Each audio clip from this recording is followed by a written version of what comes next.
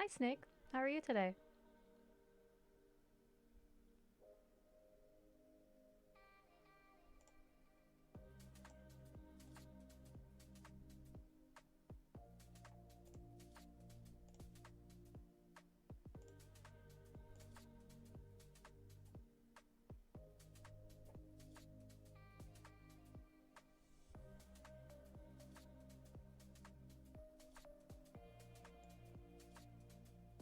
Drowsy? Yeah. Yeah, I feel you there. Sorry, I've got to crop this thing. I wish there was an easier way of cropping it than typing in the pixels, but it's just how it is. Oh, and it didn't work. Hmm.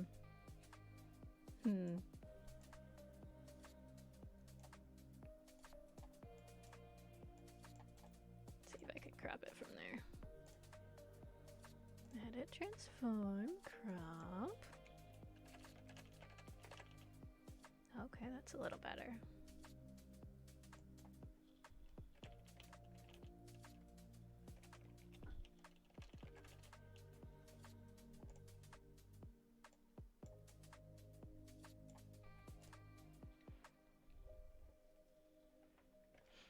Anything new and exciting with the Mr. Snake? Oh, here we go.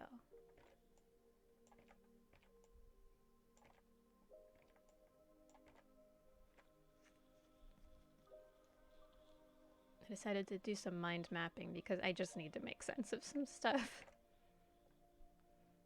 Woke up at 7. Oh, that's so early. Oh, I cannot remember the last time I woke up at 7. I feel like I got up at 8 one day recently, but then I went back to sleep after a couple hours because no. Ugh. Do you always have class at 7 now?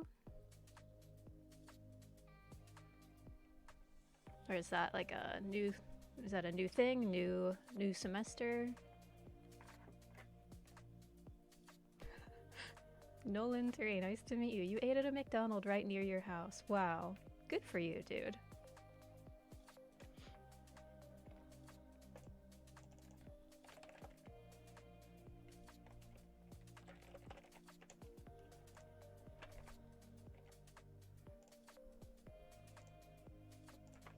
That's not what I want. I want one of these. Yeah. There we go. Woo. Mind mapping, yay. It's been for 3 hours. Oh, do you mean you're in an online class right now? And it started 3 hours ago?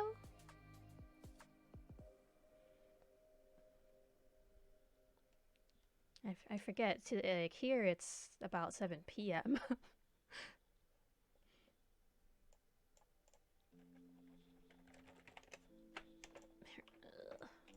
Like, yeah. 3 weeks, okay, gotcha. Oof, that's rough. I mean, it's nice that it's online in a way, since, you know, you don't have to go very far, but ugh. You mowed your lawn for 20 bucks. Wow, I wish I got 20 bucks when I mowed the lawn. It's a good deal. Actually, I don't wish that. I mean, I mow the lawn so that they don't have to pay for it, but whatever. Nearly 3 a.m. Oh my gosh, why are you not sleeping if you're gonna have to wake up at 7? Oh, tomorrow's Saturday, isn't it? Yeah, you probably don't have classes tomorrow, huh?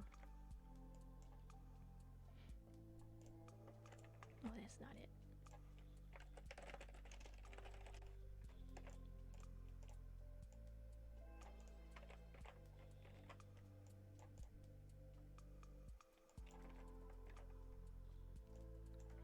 Put the cash in my lightsaber savings. Nolan, I'm really not sure what you're talking about, but you're welcome to keep talking about it if that makes you feel better. I do like the way your name is spelled, Nolyn. That's kind of pretty. Actually, I don't know whether that's a male or female name. Either way, I like it. That's cool.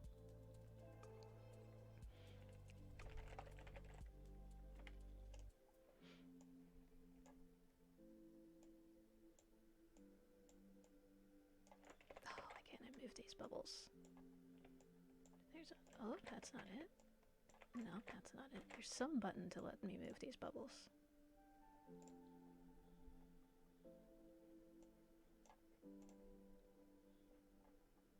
Can I select? Ah, no.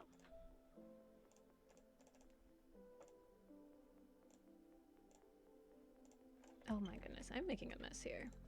This website's been updated a lot, and I'm not sure how to use it. I ate some freaking McDonald's, and then I mowed through gosh darn lawn, and my parents gave me $20 and I put it in my wallet because I'm saving up for a lightsaber. Oh, you're fun. I like you. Yep. Yes, I like this conversation very much. Wow.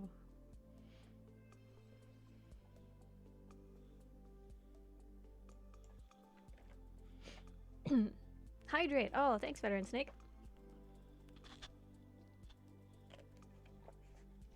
The Last of Us Part 2. I still have to play those games. I don't know. I like to watch people play story-based games, but it's so hard for me to actually sit down and play them.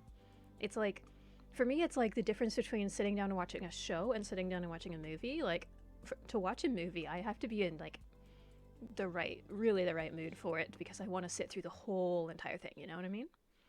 Like, even really, really good games that I've tried to play, I just don't get very far if it's totally story-based because I, like, don't want to sit still for that long.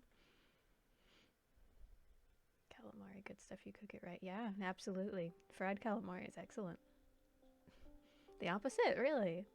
So are you someone who's more likely to sit down and watch a movie or play a story-based game than you are to sit down and watch a TV show or play kind of like a game that you can come and go? Wait, what was I gonna write there? Oh gosh, I don't know.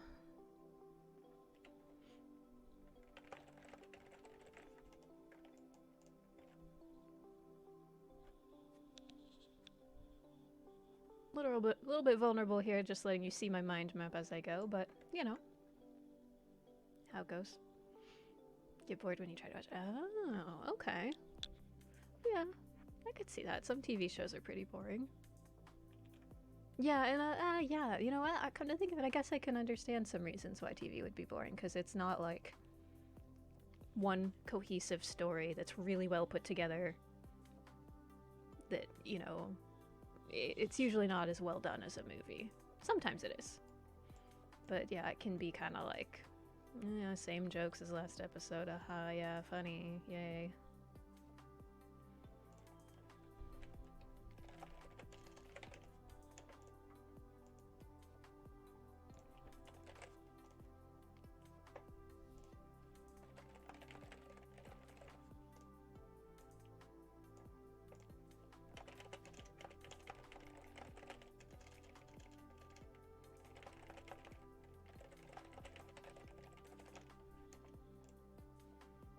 PM time for bed. No, not yet.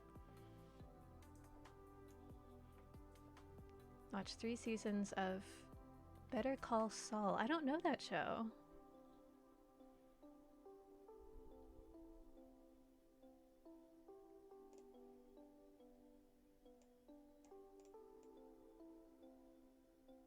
Oh no, why would it move that so that it's not nice and even? Ah! You stay there. You stay there. Ugh. Nick Cage is in it? Nick Cage is in it? What?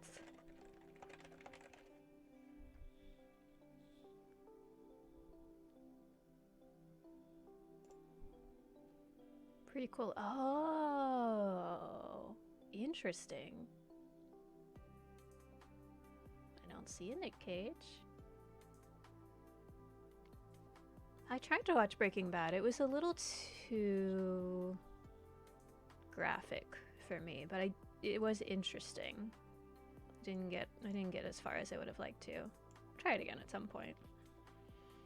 The whole bathtub thing toward the beginning, I was just like, nah.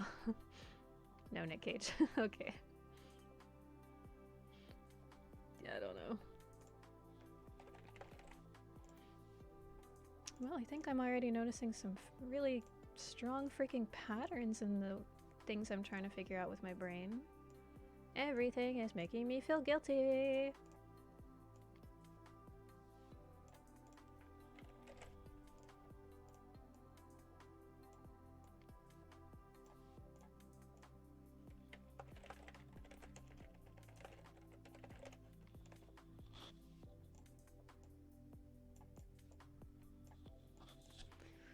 Ay, ay, ay.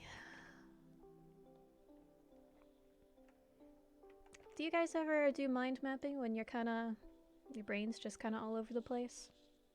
I feel like, for me, it sometimes really helps to kinda get everything out in front of me so that I can just see it, because otherwise I just get the same thoughts just going around and around and around and around, and it doesn't go anywhere. I don't make any progress. It's the same, like, it would be the same if I actually sat and talked to somebody about it. I would be able to kind of map it out a little bit better, but it's hard to talk to people about it because I'm like, where do I even start? And then I forget things we've talked about, and I don't take action on the things because I forget, because I can't remember things. I feel like that kind of needs to be part of this as well. ADHD. I am so tired of it. Anybody in chat an ADHD buddy? First time you've seen a mind map, really? It's something that, like, we do in school a lot. I used to be a teacher. Oh, it feels good to say I used to be. Oh boy. But, yeah, we would use it for, like, when kids were writing papers or stories. You start with your overall concept for, like, the story you want to write, for instance, or the essay you want to write, and then you pick out your maybe 3 main points, and those are the ones that go off of that, and then you put in the little pieces that go in those off of that, and it just kind of helps you map everything out to plan ahead, to plan before you actually start writing. In this case, it's not for writing, it's more just like making sense of stuff. Same reason I make spreadsheets like a crazy person. Or at least my friends think I'm a crazy person for making spreadsheets, but I enjoy it. Oh, gosh, okay. What else is even... Basically what I'm trying to figure out right now is, like, my brain is just so... Ugh, there's just so much. And it's hard to know where to start, and it's hard to know what to prioritize, and prioritizing doesn't work well for me because when something's a high priority, it ends up being the last thing I do because high priorities make me stressed.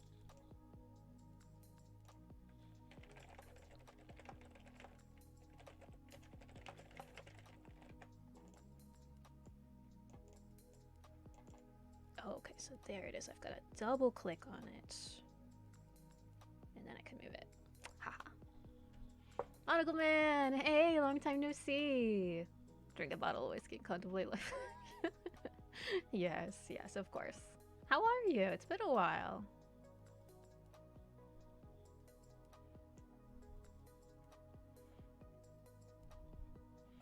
Yes, I try very hard to, make sense of all the things in a healthy way. Although usually it turns into just, I'm just gonna play video games and forget everything. Ah!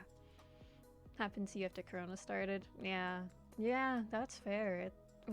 Yeah, the virus is a whole nother thing. Actually, I should include that here. You are right. Because that is a thing that I can't not think about. It's one of those things that, you wake up in the morning, check the news, hoping something good has happened, and it's like, oh, our cases went up. The number of new daily cases went up by 70% this week. Great. 75% this week. Great. Fine. Slow Danish night, not much to do. That's good. That's good. It's sometimes nice to have a very slow day. Just like, get to chill out. Unless it's a boring slow. Have you found any good games to play lately, Monocle Man? I know you guys were playing Rust for a while, and what other ones did we do? That tabletop one. Don't know when you'll go to school again, which college you'll go to, what would happen to exams. Yeah. Hello, spider. Please don't do that. Spider was just coming down from my camera slowly. Little tiny guy. Yeah. No, I can say, yeah. I'm sure that being a student at the beginning of Corona would have been really stressful.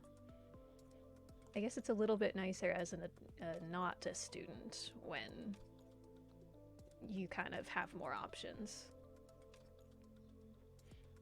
boring slow. Oh, no new games. Still waiting for a few to release. Maybe play EFT. EFT. What is EFT? Escape from Tarkov. Ooh, okay.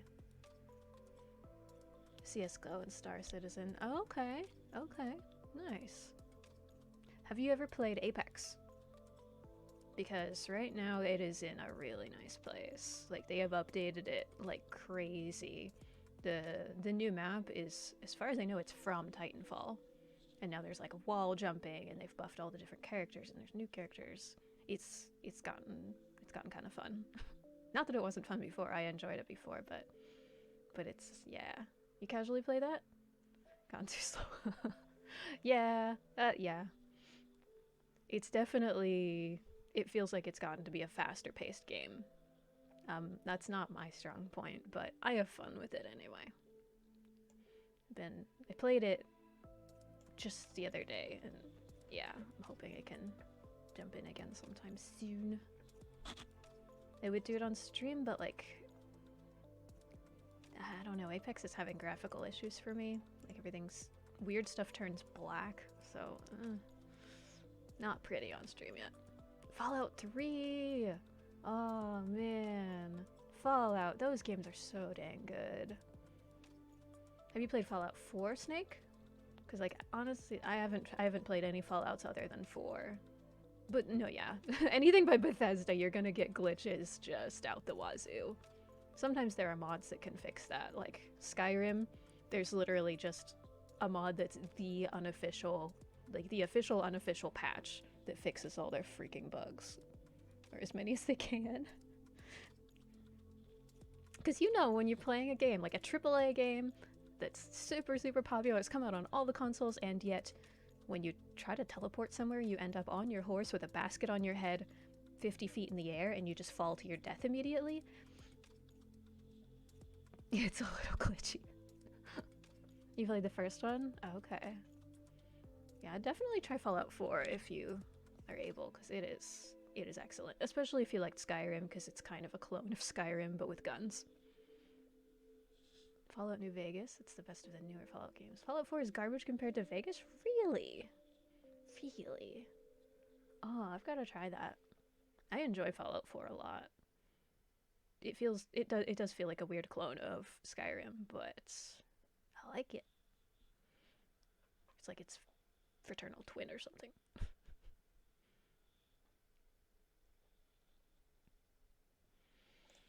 I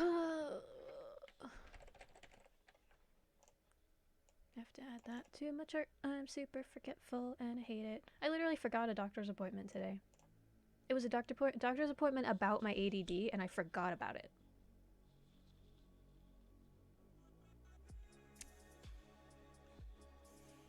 No real oh, that's true. There really aren't consequences in Fallout 4. Not much of an RPG, but still a fun game. Okay, that's fair. That's fair. Skyrim's not your cup of tea. Ah, see, I like the kind of sandbox, do whatever you want, open world type games more than proper RPGs. Yeah, oof. Yeah, I'm gonna have to call them on Monday and say, hey. So, I realized about an hour ago. Yeah. The appointment was at like 4, and I finally looked at my phone around 6 and had all these voicemails and missed calls and realized, oh, cool. Totally missed that appointment. But I don't think we would have made any real progress anyway at the appointment, so. Because it was just kind of to see whether the medication is helping, and so far, it's not.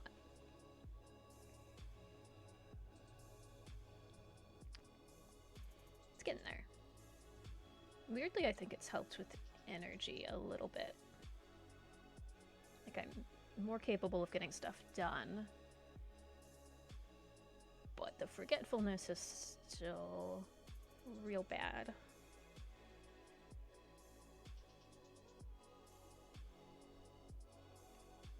Alrighty, Snake, I hope you sleep well. We'll see you next time. kind of gonna be an odd stream today because I just need to think through things, and kind of talking through things and having stuff, you know, having to be forced to focus on it helps.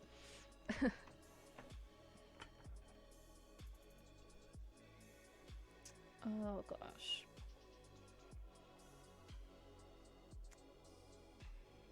There's finding an apartment, but I can't do that because I have to have a job first.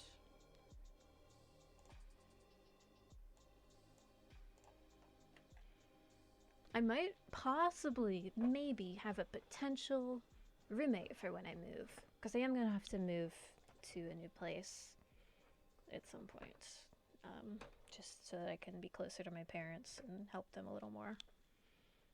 But I might have found a roommate. Maybe. Possibly. It's my best friend's little sister. Of course my mom is all like, oh, it's going to ruin your friendship with your best friend, being roommates with her sister. And I'm like, no, I really don't think so. We're pretty solid. we're very solid. Fine.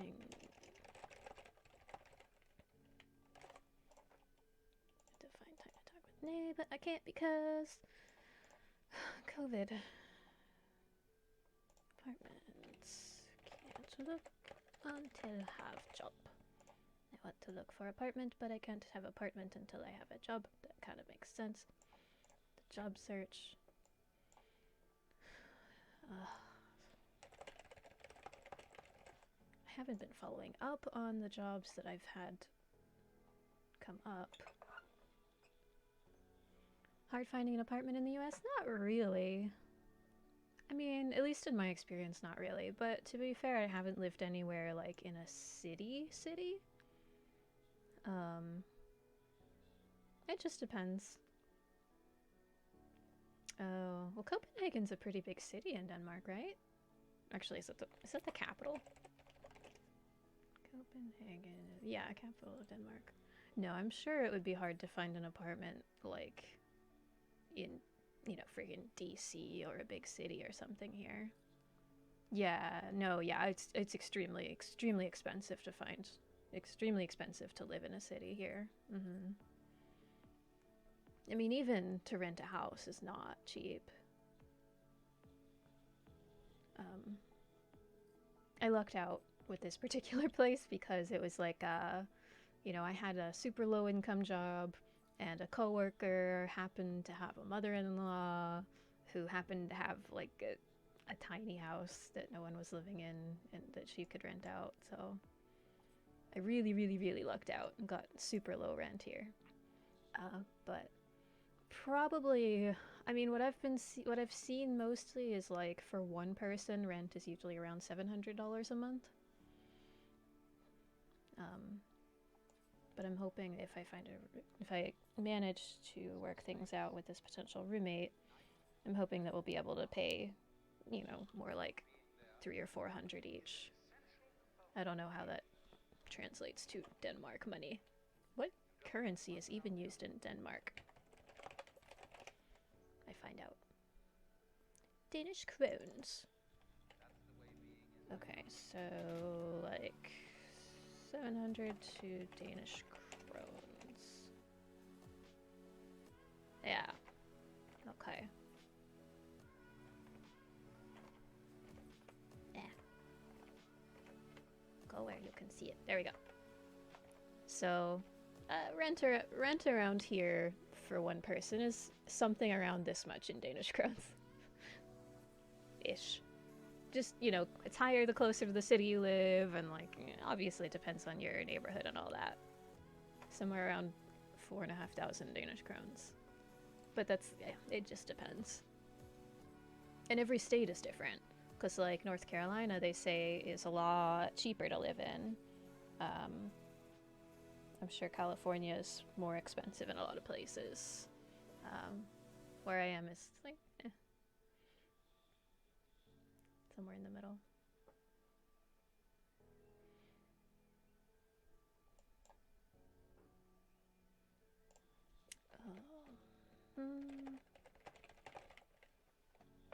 There's a law office job I didn't follow up on. That's way money. part of the... Oh, Yutman. Hello, nice to meet you. Hope you find a proper roommate. Yeah. Yeah. I mean, I wasn't even considering looking for a roommate until it kind of occurred to us, hey, maybe my friend's sister would be a good roommate. Good people you click with doesn't come often. Yeah, absolutely. Yeah, well, this is, I mean, I've known this person, like, not super well because she's my friend's sister, but I've known them since since I was about 8. So she would have been like 5. So, you know, it's not like this is somebody with some crazy backstory that I don't know about. You know, and she's always been very sweet and, like, almost overly accommodating, you know. And I did have roommates in college, so I'm kind of used to how that stuff works and how to make it work. And we're both kind of in situations of like, well, we could live with our parents, or we could try to not be miserable. You know, so I don't know. It's a possibility. We gotta talk through it.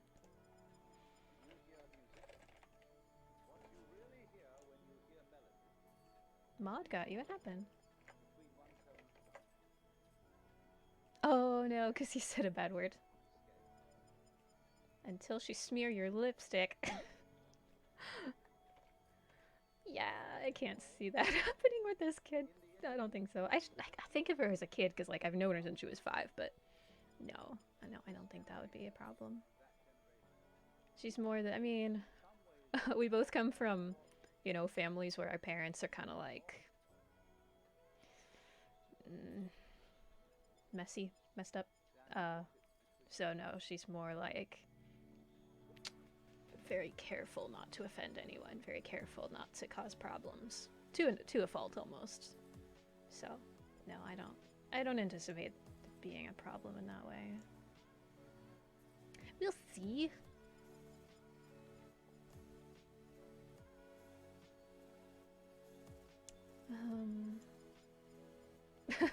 Possibly. We'll find out, I guess. We were going to try to meet up this weekend and talk about it, but then we realized that someone in that circle was exposed to COVID, so that's out. Yeah. To an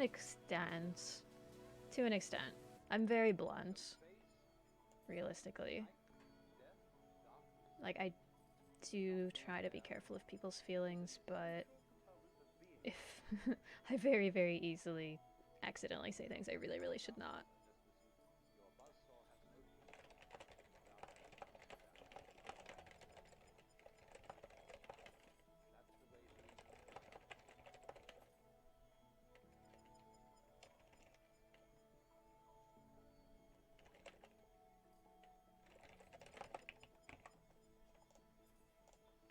Oh shoot. I don't know how to... I did something to this one and I don't know how to fix it. Why can't I fix it? Ah! Cancel arrow. Oh! Yeah, this it's been updated a lot, so I'm trying to learn how to use it. Yeah, nobody wants to be an asshole, definitely.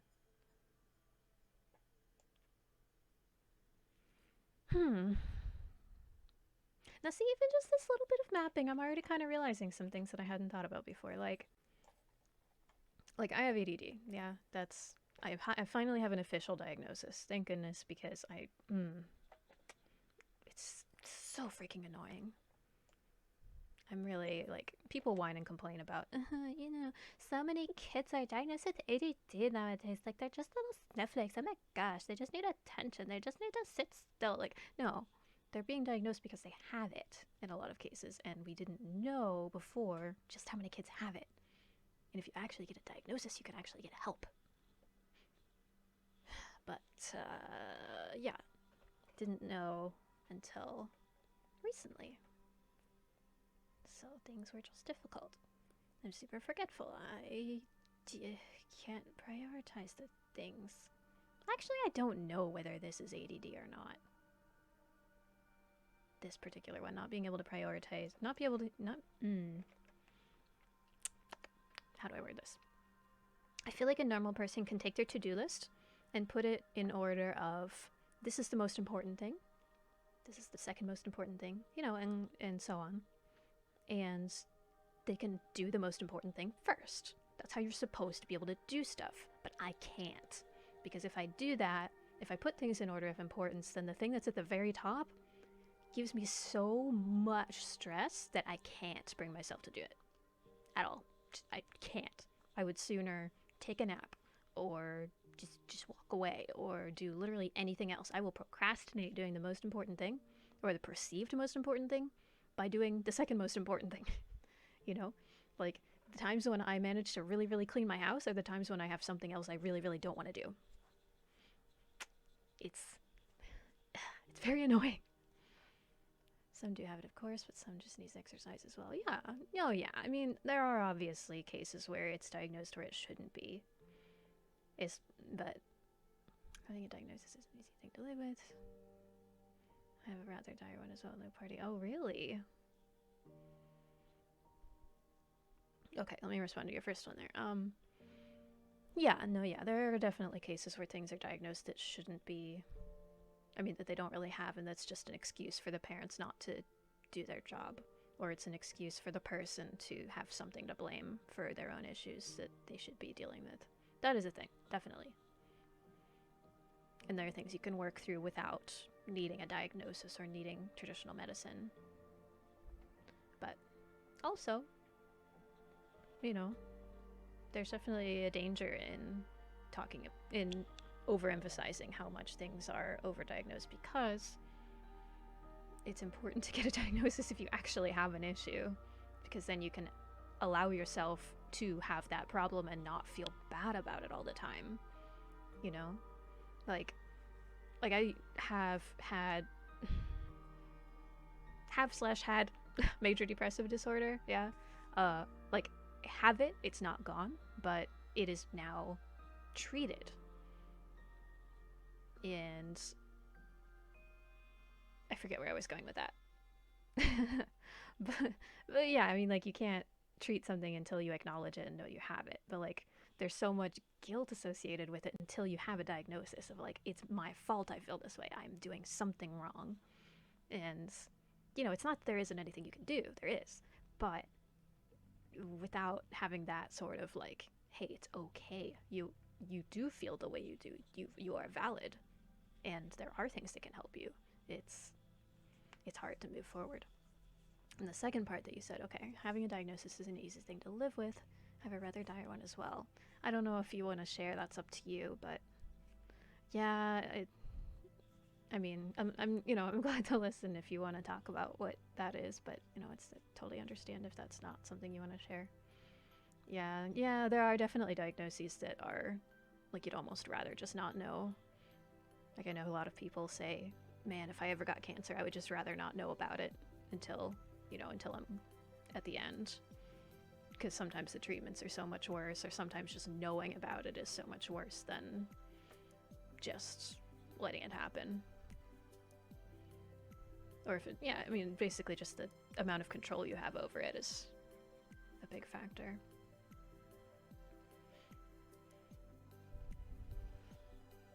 Almost cured. What is the medication that you had? Oh, wow. Ooh, that is a dire one. Man. Yeah, I see it. Yeah, it's that, yeah, that had, like, it's not, it doesn't just go away, but like, it's, wow. Yeah, I've definitely, like, known people that knew people that had that, and oh gosh, I cannot even imagine how hard that would be. I have no concept of it. Like, I don't think I knew anybody that actually had it, so I don't know firsthand what it feels like. I only know secondhand, you know, the kind of, what it's like having a neighbor that has a really extreme case of it, and they're like causing problems for people, but that's not always, I'm sure that's not always how it is. I'm glad, I like to see mental health field moving forward. because there are things like paranoid schizophrenia or like borderline personality disorder that we used to just tell people, you're screwed. You know, there's nothing we can do for you. You're just gonna be a mess, you know? But now we're obviously learning more about these things and realizing, oh wait, there are things we can do to help you. You're not a crazy person and you didn't choose to be like this.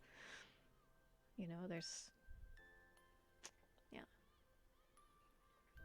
I don't know. I can talk about mental health all day, easily. But... Wow, I'm really, really glad for you that it's almost cured, as you say. Man, like, how do you even deal with life? You know, how do you just get through each day when you're dealing with something like that? Yeah, it is interesting. I kind of got myself in trouble as a teacher for talking about it too much. Not that I was oversharing necessarily, but that, you know, I tried to make my classroom a safe space for kids to talk about their issues, and mostly it was a really, really good thing. Like, we had some amazing conversations. We had kids that finally started to reach out and get help. I had interactions with parents that were like, oh my gosh, thank you. You know, you're actually paying attention to my kid and making sure they're okay at school. But then, you know, obviously you have the flip side of that, of like, some kids don't get it, some parents don't get it, and they're like, they're talking about some weird feelings stuff over there. And there was this hilarious thing that happened this one time, which I'll tell you about in a minute. My head is a mess, but I bury myself in video games and good friends and one outstanding family. Yeah. Yeah, I feel ya. I feel ya.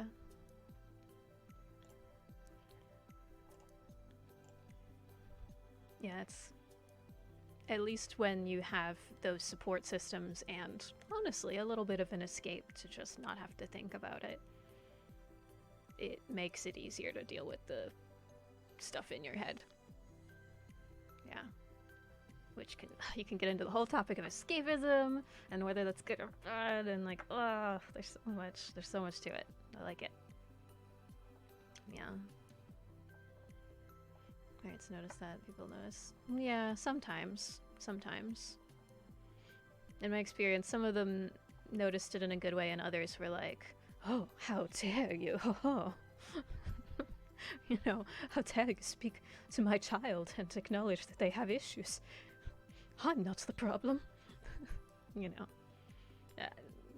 Okay, so, the funny story, right? So this is the last year that I taught. I guess, was it the year before?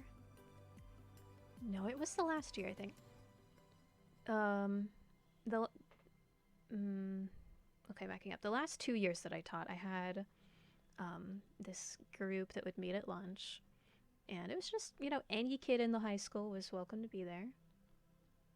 They don't want to help their childhood. Oh, no, yeah, no. Some of the parents I worked with were assholes.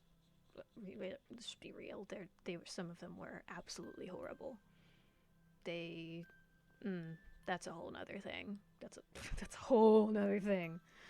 The parents are a big part of why I left that job. They treated the teachers so badly. I mean, whether it was like, and I will get to the funny story. I will. Yeah, no, they were not nice. Okay, I should say, a lot of the parents were lovely people, and they were like super giving, and they, you know, gave us supplies for our classroom, and they would bake us banana bread, and they were really, really sweet. Some of them were just wonderful, but then, like, just because of the location and the demographic and all that, there were a lot of people that were very entitled, very, well, my child is perfect and gifted and special, and, you know, my child can do no wrong. And, your child can do wrong. In fact, it's usually those parents that think their kid's perfect that it's like, oh, buddy. 3 stories in the main... Yeah. Yes. Well, there's just so much. I mean, teaching was such a freaking mess. Such a mess. Yeah. yeah, no, the parents were not great overall. My interactions with them were like some of the families were really wonderful, and I do miss them. And but a lot of like, let me give one example, just one example. Like I had a kid that, gosh, there's so freaking many.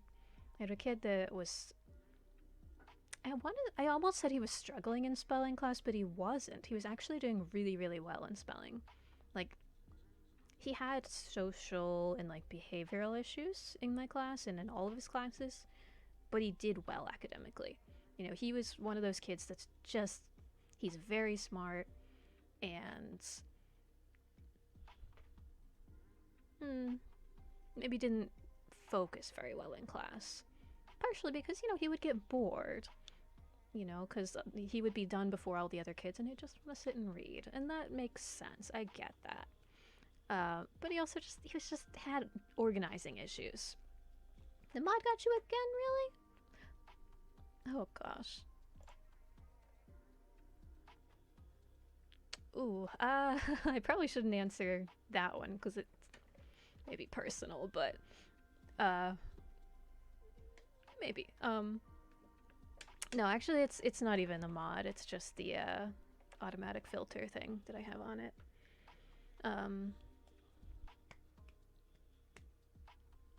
Oh, yeah, he just wasn't very organized. And that's typical. I mean, this was middle school, and like honestly, probably at least half of the kids at that age are just very disorganized. They can't help it. They're just learning how to do, you know, moving from class to class and having lots of papers and lots of books and being responsible for their own stuff. Because in younger grades, a lot of the time you have a workbook, you know, and your teachers tell you need this folder and this folder, make sure you put this in here. But, you know, once you get to 7th or 8th grade, which is like around 12 or 13 years old for us, we don't, you know, we kind of expect a lot of them. So this kid was just disorganized and he kept losing his list of spelling words. And, you know, I've had other kids that had that issue and we worked on it and we figured it out.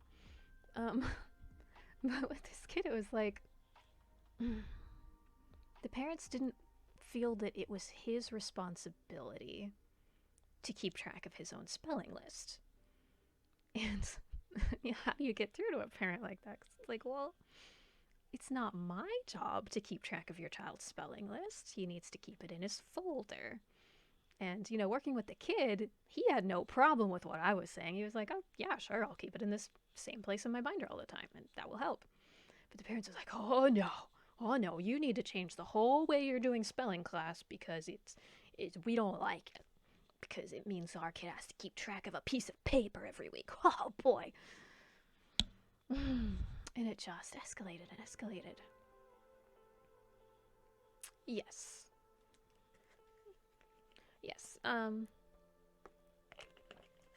Yeah, I feel like I should have done better at teaching them organization at that age. I wish I had had more time, you know, trying to teach all the different stuff in one class period. But I think if I was still teaching that class, I would have built in some kind of like, you know, show me your binder at the end of the week. Let me see that you have things organized. It doesn't have to be my way. As long as you know where everything is, that's fine. You get some points for it. We're good. I think that would have been a good thing to do. But, I mean, I did work specifically with individual kids that had a lot of issues organizing. And I was willing to work with this kid, but the parents wanted nothing to do with it. They just wanted me to change how I did spelling class. Yeah, some kids are fine. They can handle keeping track of things, so they just, yeah. Whether it's their parents taught them or they just have the personality for it, some of them are okay. But at that age, just a lot of kids are not organized. It's normal. Because the way that I should back up a little bit more, because the way I was doing spelling, which is, I kind of fell back on the way that I was taught spelling. Lab potato. Former teacher. Let's be working triple shift. What does that mean?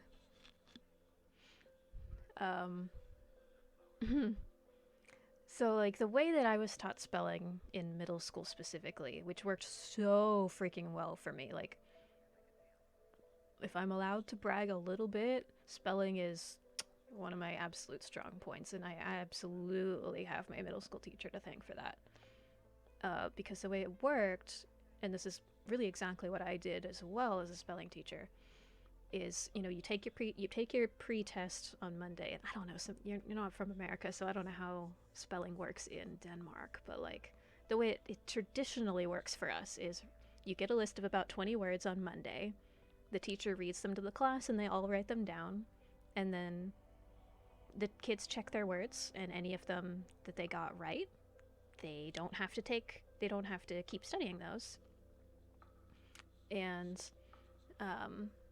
any of them that they got wrong, they have to have a test on Friday. So it's individual to that extent.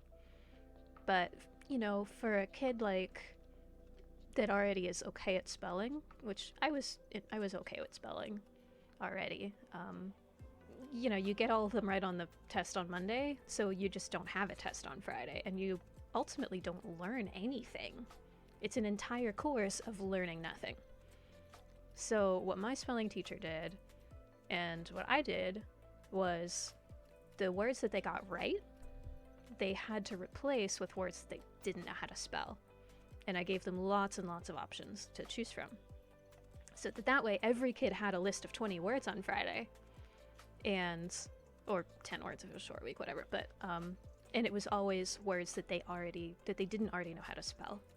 So it was individualized. It was easy as heck. You know, for me, for them, it was just all a very streamlined process, and every kid learned. And my students were the ones that ended up in the spelling bees because they knew how to spell things. You know, I had parents that loved the system and parents that hated the system because, you know, in this particular family was one strong example of that, of like, how dare you expect my child to keep track of a list of words that he wrote down? Like, he wrote them down on Monday and he has to know where they are on Friday?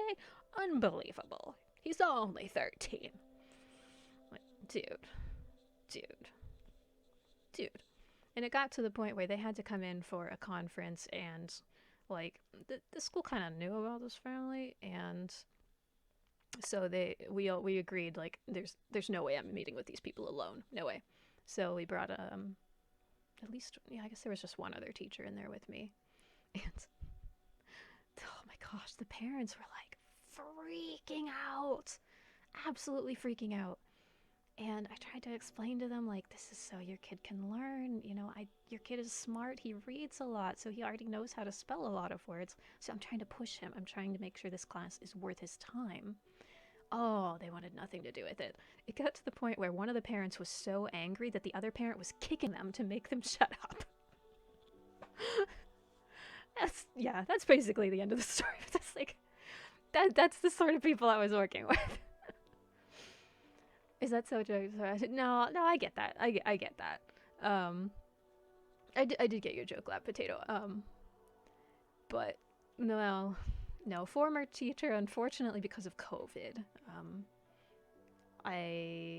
It's not that I don't need the income. I do need the income, but it was so very little in the first place, and they were not handling things in a safe and responsible way. So yeah, between jobs right now.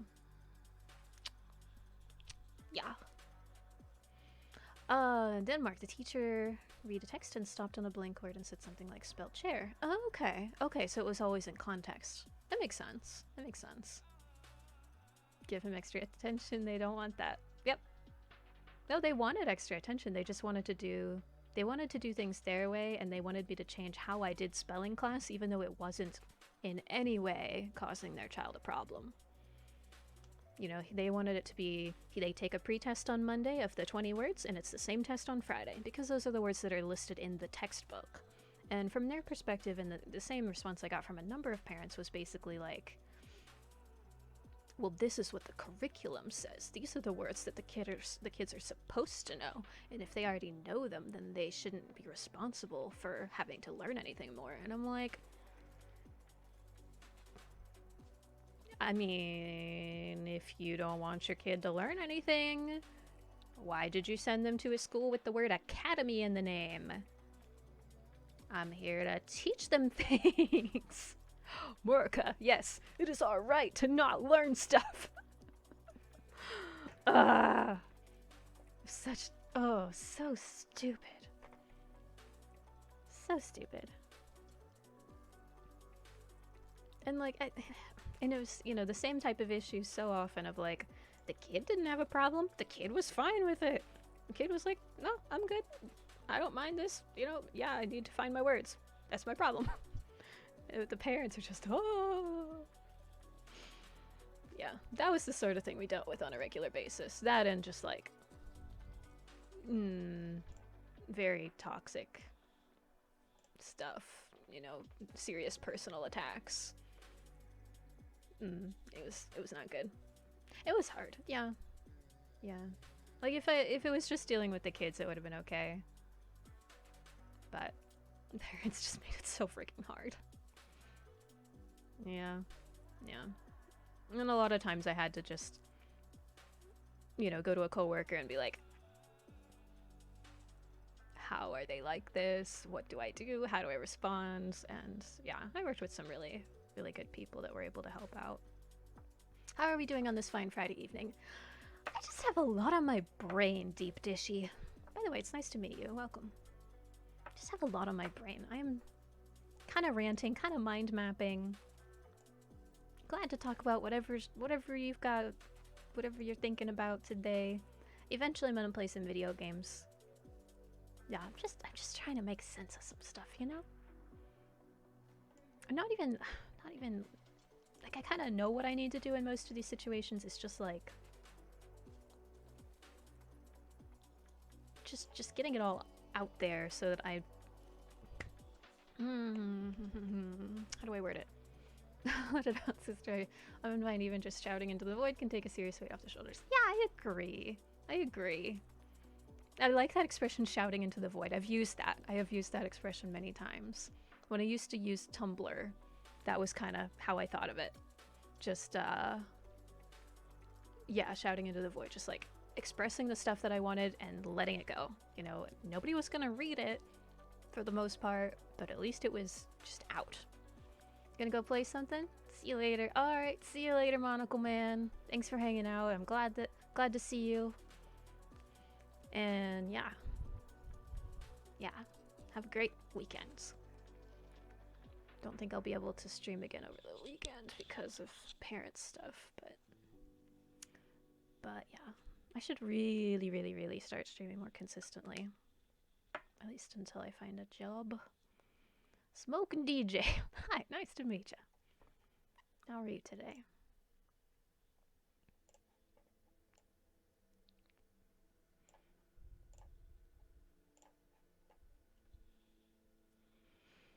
Oh gosh, okay, so where did I leave off here?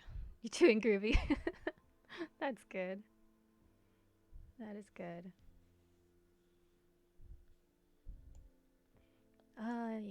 Yay.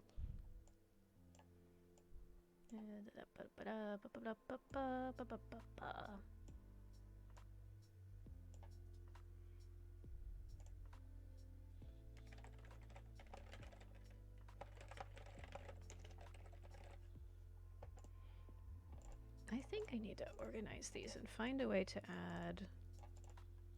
Maybe I'll use even a specific color to put, like, what am I gonna do about each of these things? What is my next step?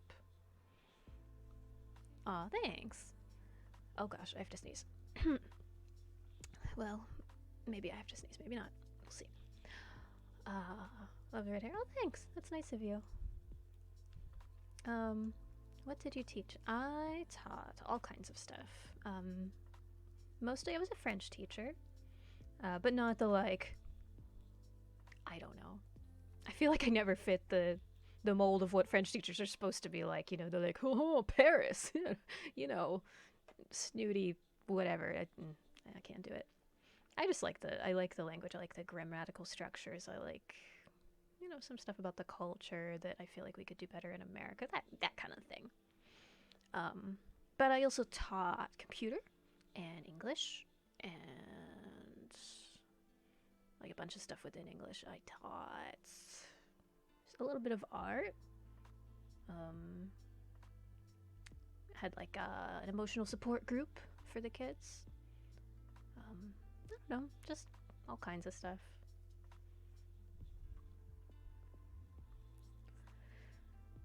It's, yeah, happy to not be teaching right now.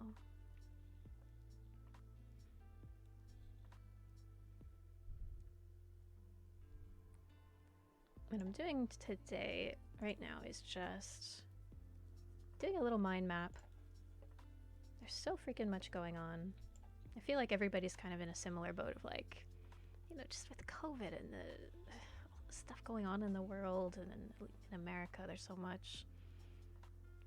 Just trying to sort through it and de-stress in a way. I watched this video a day or two ago on motivation. Hey, Deep Dishy, you speak French? Tell me you didn't use Google Translate. Please tell me you actually speak French.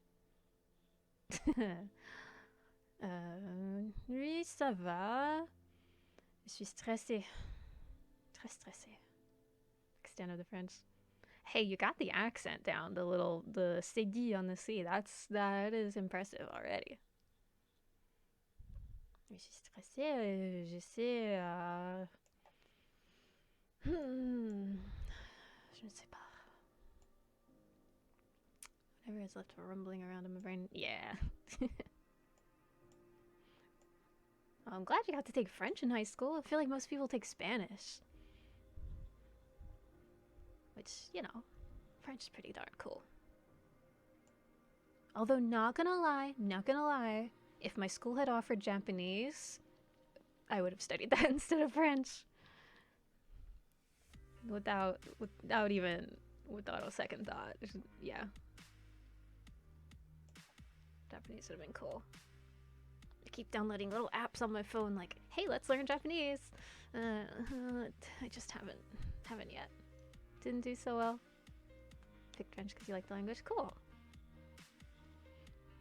Yeah, I feel like most people struggle in foreign language class. It's hard. Well, I don't know. It's hard unless it's easy for you or unless you have a really decent teacher that can make it easy.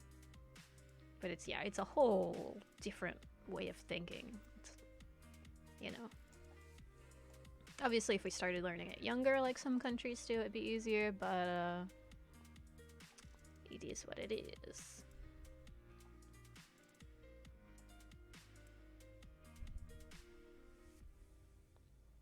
So yeah, if you guys don't mind a little bit of like ranting and brainstorming, I'm kind of just making my little mind map here. I will be playing games in a bit though. In fact, I think 8:30 I should probably be on Arcade.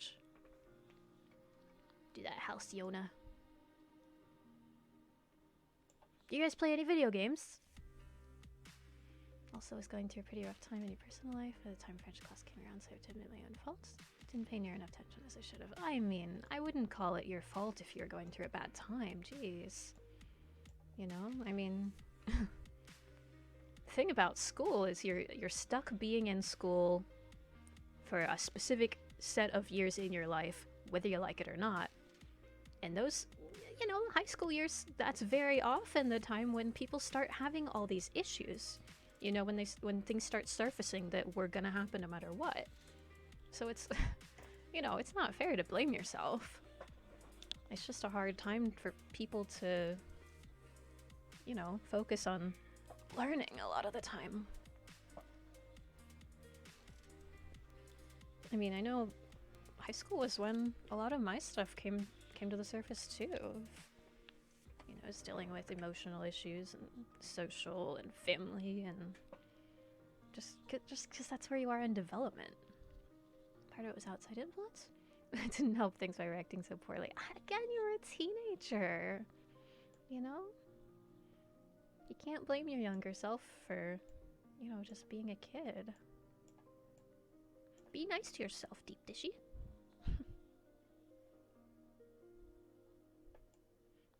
Anyway, you got all of life to keep learning things. And I've gotta believe it's gonna be easier to get back to learning things when life is a little less crazy.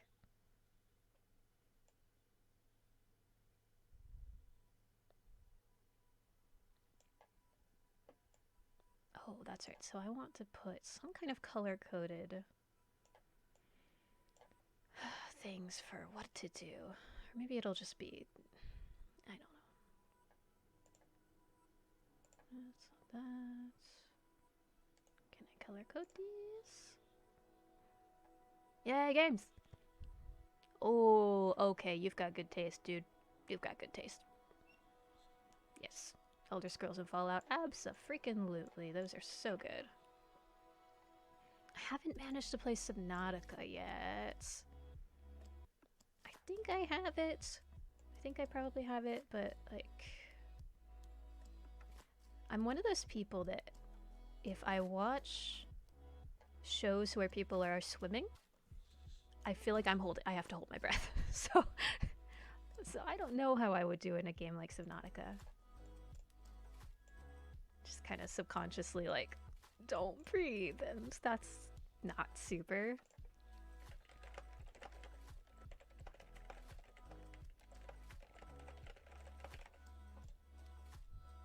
You do the same thing? Yeah. I don't know whether that happens in video games yet, because I haven't done a lot of like oceany ones. But yeah, that's true. You probably get used to it after a while. Kerbal Space Program. That one looks so cool. I know the people I know who are kind of engineering minded have really enjoyed that one. My Summer Car? What is My Summer Car? Car owning, building, fixing, tuning, maintenance, and permadeath life survival simulator? What? Okay, that sounds ridiculous in a good way. I know you're kind of just seeing a little piece of my screen, so it's weird, but... What? It's early access. What the heck? So I guess you have to know stuff about building cars, or does it kind of teach you? Also, is it like realistic car building? And how is it a survival game? What the heck?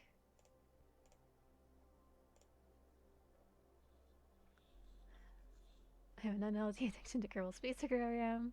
My Summer Car is the single most frustrating game I've ever played, but I love it so much. It looks so interesting. You need to maintain your car and yourself. Sausages, beer, and sleeping will do just fine. Oh gosh.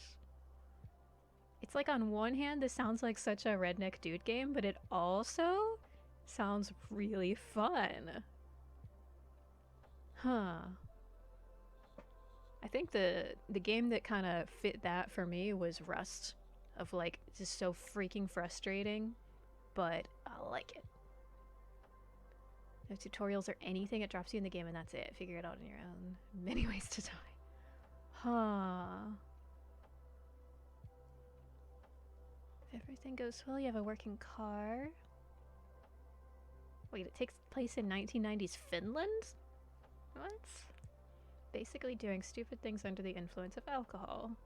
Gather extra money from random jobs, start to tune and upgrade the car. They're ordered via snail mail. You can turn it into an obnoxious space-based disco machine or a rally car to participate in rally competitions or fix it to factory condition. Needs to pass inspection.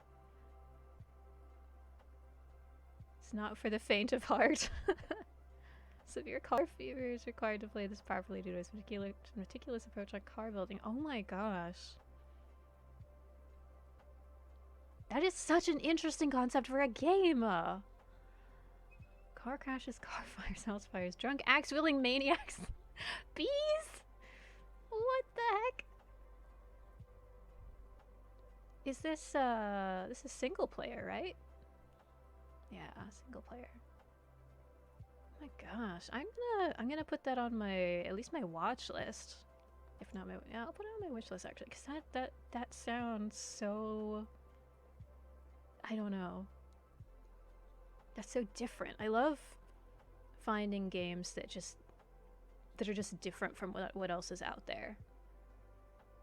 like, dream job for me would have been doing something in video game creation, and I love seeing the creativity, you know? Top review says not recommended.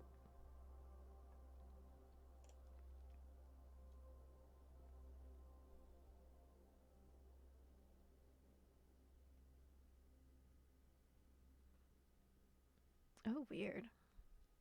This person is annoyed because it used to be more open world, and now if you take your car too far away, you just hit an invisible wall. An uncleanable windshield.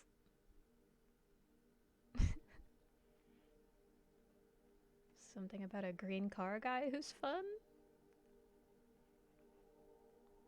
Huh.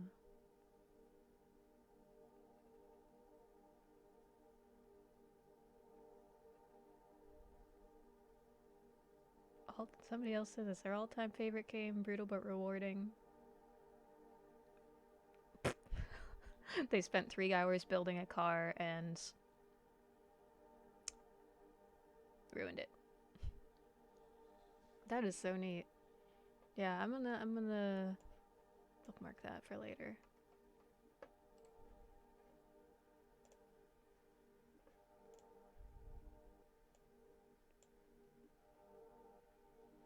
Is it appropriate to ask my parents not to text me every day? I don't know. I want to.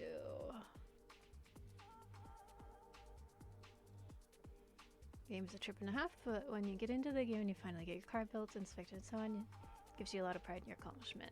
Yeah, I can imagine. If you have to build things up from nothing with no tutorial or anything.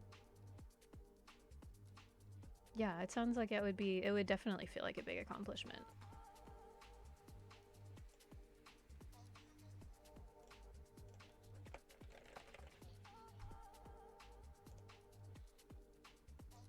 Oh gosh, I can't read your name in that color. Tony. Your brain is heavy as well. I'm just gonna call you Tony. Only difference is that nothing's happening here. That's fair. That's fair. I mean, it's 2020. It's 2020, dude. I think a lot of us are having a case of heavy brain. What's on your mind, Tony? Anything in particular? I mean, I know you said nothing's happening, but there must be something, you know, it's causing your brain to feel heavy.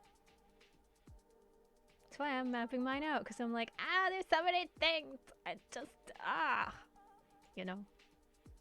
I don't want my brain to be, I want it to make sense. In my case, I'm realizing that there's a pattern, because I'm like, all these things I'm thinking about. I have a messy house. I'm worried about COVID. I'm worried about dealing with my parents because they're like aging and having issues. I'm worried about finding a job. I'm worried about finding an apartment. I'm worried about my ADHD. And freaking all of these come down to I just feel guilty.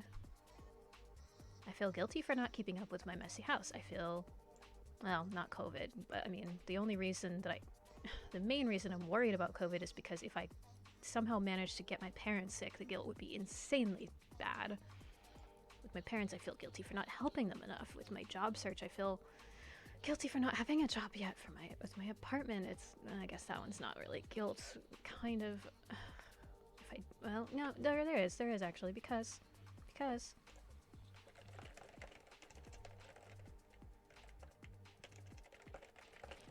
until I find an apartment, I can't live closer to my parents, and I can't help them as much. And they need help. And with my ADHD, it just makes me forget things and hyper-focus on things. And then I feel guilty because I'm not doing the things I have to do.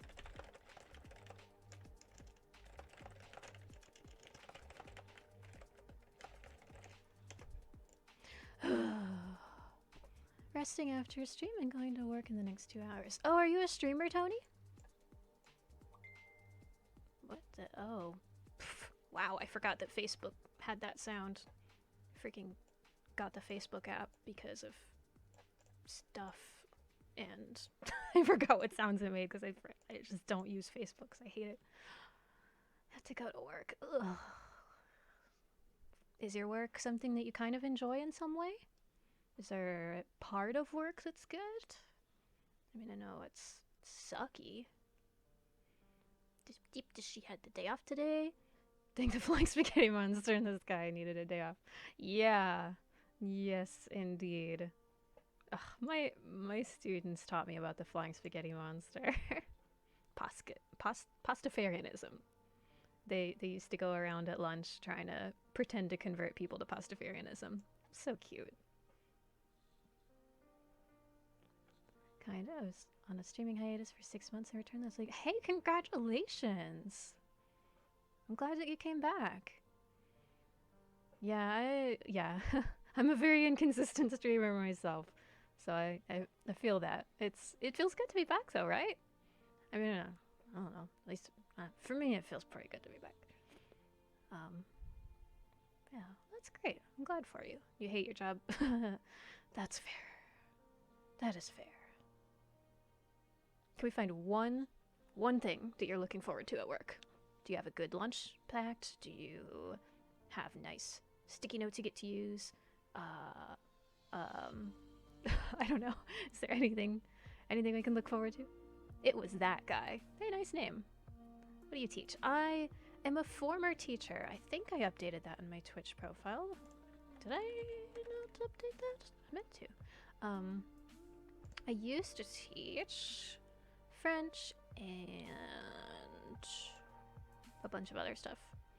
So, technically, officially, mostly French. But then also, like... Oh, it's me. No. Ew, no. Sorry, I shouldn't say ew to that. That's not good. I'm trying to find where I can change that. Former. Yeah, it says former. Okay. Yeah, I taught all kinds of stuff. To all the grades. Most recently, computer. There's only one flying spaghetti monster. All other gods are impastas! Oh my gosh, that's funny. Looking forward to cuss out anybody that asks me stupid questions. Oh no. I mean, if that, you know, they do say that, you know, swearing is a good release of stress. Just don't get yourself in trouble, of course, but, you know, at least in your head you can cuss them out. What kind of job, if you don't mind me asking, is it that people ask you stupid questions a lot? I feel like that happens in a lot of jobs, but one of the favorite parts, yeah, yep. The chat message doesn't say former. The chat message. Oh, the chat message. Yeah, you're right. I forgot about the chat message. I don't know where I've changed that. Moderation? Yeah. Yep. Yes, indeed.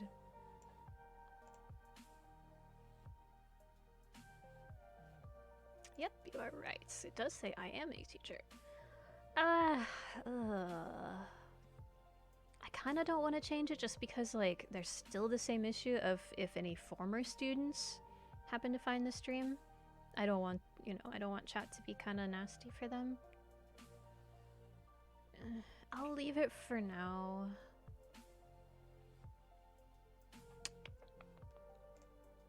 Yeah, I'll have to think about that one. Unless there's a better way of wording it that,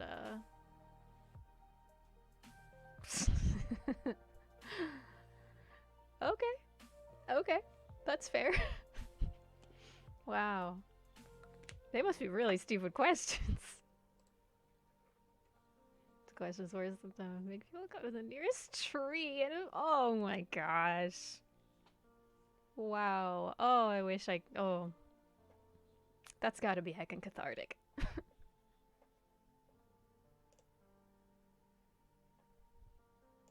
Oh my. Yeah.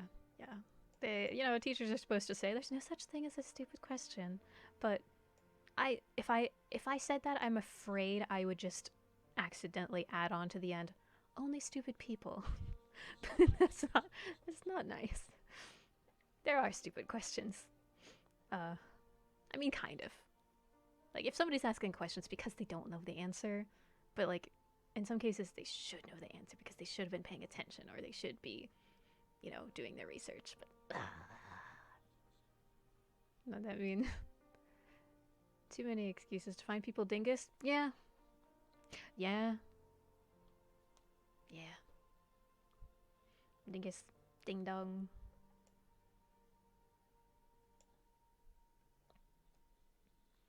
I gave a specific set of instructions, repeating myself 3 times. I was going to say, and they still managed to must never do exactly what I told them. Yep. Yep. Yep. Yep. I have. Yes. 2020 is changing my perspective on humanity a little bit to like I don't know. I want to believe that there are a lot that, you know, everybody is smart and that everybody is like capable of doing smart things. But my gosh, there's some dumb people. Okay. Okay, in the military. Yeah. Yeah, in the military. Yeah. Yeah. That makes sense. You can kind of be a little more blunt, more safely in that context, maybe. If you're high enough rank, at least. But like, nope, I got no time for your crap, dude.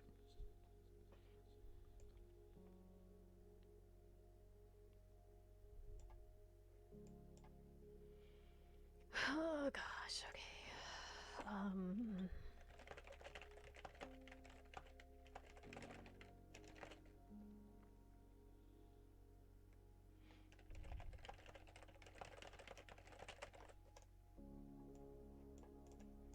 I want all of these mind map bubbles to eventually. Oh gosh, let me move this, please. Okay. I want all of these mind map bubbles to eventually lead to some conclusion, some answer, some. What do you call it? Something, some sort of action, some sort of next step. Refuse to let the world beat the hope and happiness out of me, but I have to admit 2020 has put up one heck of a fight. It really has put up one heck of a fight. I mean, I believe that any person is, in theory, capable of, you know, being logical and, you know, making good choices. It's just so... I don't know. There's just so many people that are not there yet. Or that don't seem to be taking steps to try to improve themselves, which is hard for me because, and this music is so like, but you know, I'm the sort of person that I'm like, I want to keep getting better. I want to be a better person today than I was yesterday because I feel like I have to, you know, I feel like it's like, that's living for me, trying to keep being better. But for a lot of people, they don't want that, or they don't see the need for that. You know, you don't know what you don't know until you know what you don't know. You came back to Twitch and your channel got a lot of love that day. 2020 is not as bad as you thought. Aw, that's so nice. That is so nice. Yeah, Twitch is definitely... It's definitely a bright point for me in all the craziness that is 2020. This is the first year I've actually done streaming at all. Streaming and YouTube and all that. And it's been so positive. Like, I totally expected to just have a bunch of jerks in chat. And, you know, people always like, send feet pics. And like, don't get me wrong, there were a few that were like, send feet pics. And there was like, oh crap, about my keyboard. There was like one time I had to block. No, I guess there were a couple people I had to ban or time out. But like, for the most part, those people just kind of step in, say something stupid, and then leave. You know, like they're the things they have to say are not valid, and it's so rare. Like honestly, the vast majority of people that I've had in chat have been so nice and so like encouraging, and you know they want to have good conversations, and And I found people to play video games with. Like, it's just been so pleasant. You built a cabin when lockdown was in full swing. Oh my gosh. Wow. Like a cabin just out in the woods somewhere. You can go there to be alone or take your family kind of thing. That sounds so lovely. It's encouraging to hear that people have taken the lockdown as an opportunity, you know? I guess for me it's been an opportunity to start doing Twitch and YouTube and all that. I guess a lot of people become streamer. But those channels probably will be gone when the Rona ends, fortunately. Yeah, maybe. Yeah, it's definitely been a time when a lot of people have started streaming, me included. Because, I mean, we had time and we were stuck at home and we needed income, so why not? And yeah, there'll definitely be people that don't stick it out after they, after it ends. But, I mean, the ones that make it and, found that they really enjoy it, or maybe they found some success in it, maybe they'll keep up with it. And, worst case, you make some friends along the way. The hate.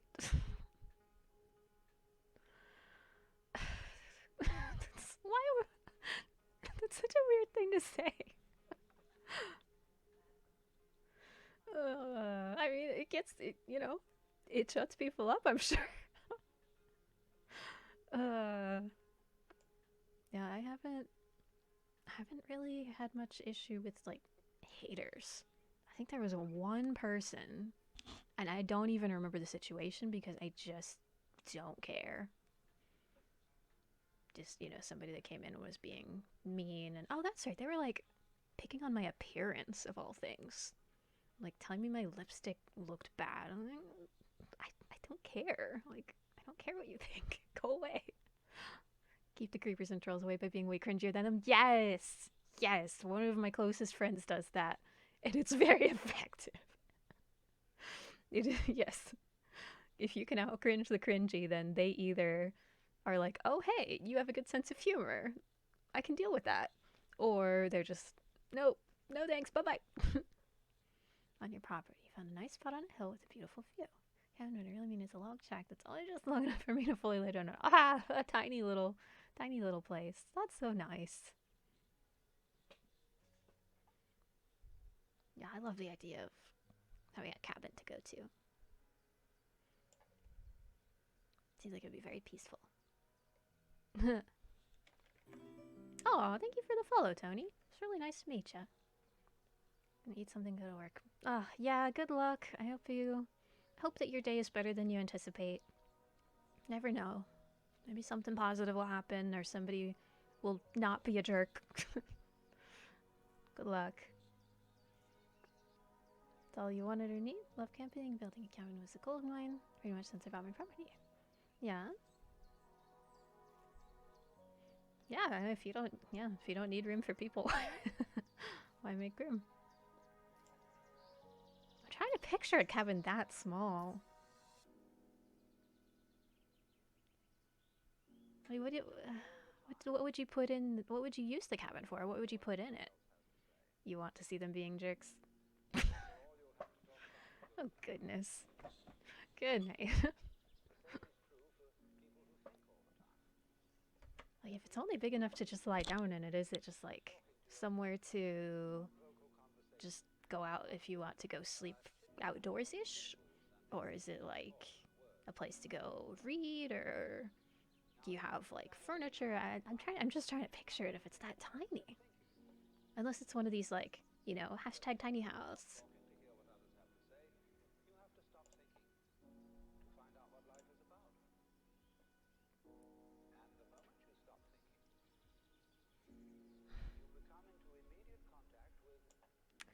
I think I need to add another thing to this because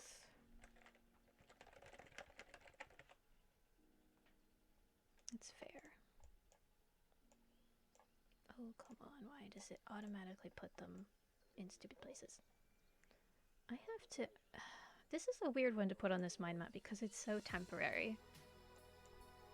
But think one of the things that's contributing to my brain being heavy is that I've been watching these videos. I don't know if you guys are familiar with the streamer Dr. K. He's a therapist, like an actual licensed therapist, but he does therapy on Twitch specifically for streamers, like the big name people. I mean, he's talked to Pokimane, he's talked to Lily Pichu, he's talked to Michael Reeves, he's talked to Sweet Anita, a lot of the big ones. Those are the ones that I actually follow, but like, yeah, he just does like therapy sessions with them. And so I've been watching a lot of those, and I think that's kind of got me in the therapy growth type of mindset that is good, but it's a struggle.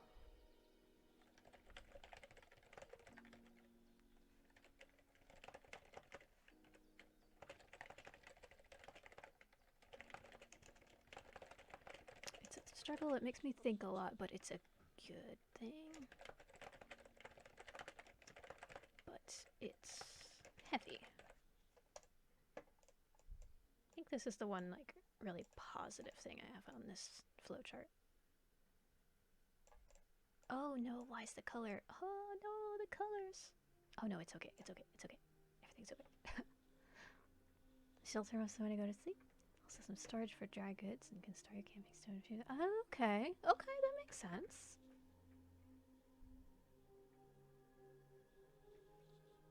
That makes sense. Shelter when you go to sleep. That makes it sound like that's the only place you have shelter to sleep on that property.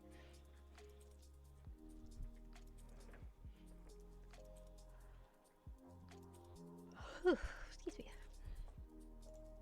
Where is everybody today? Oh, I just didn't get the notification.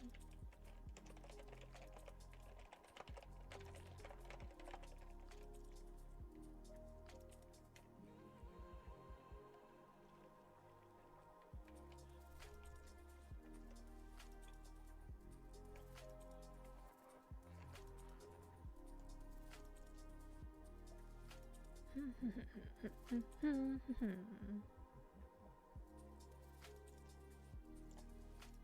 do I put one?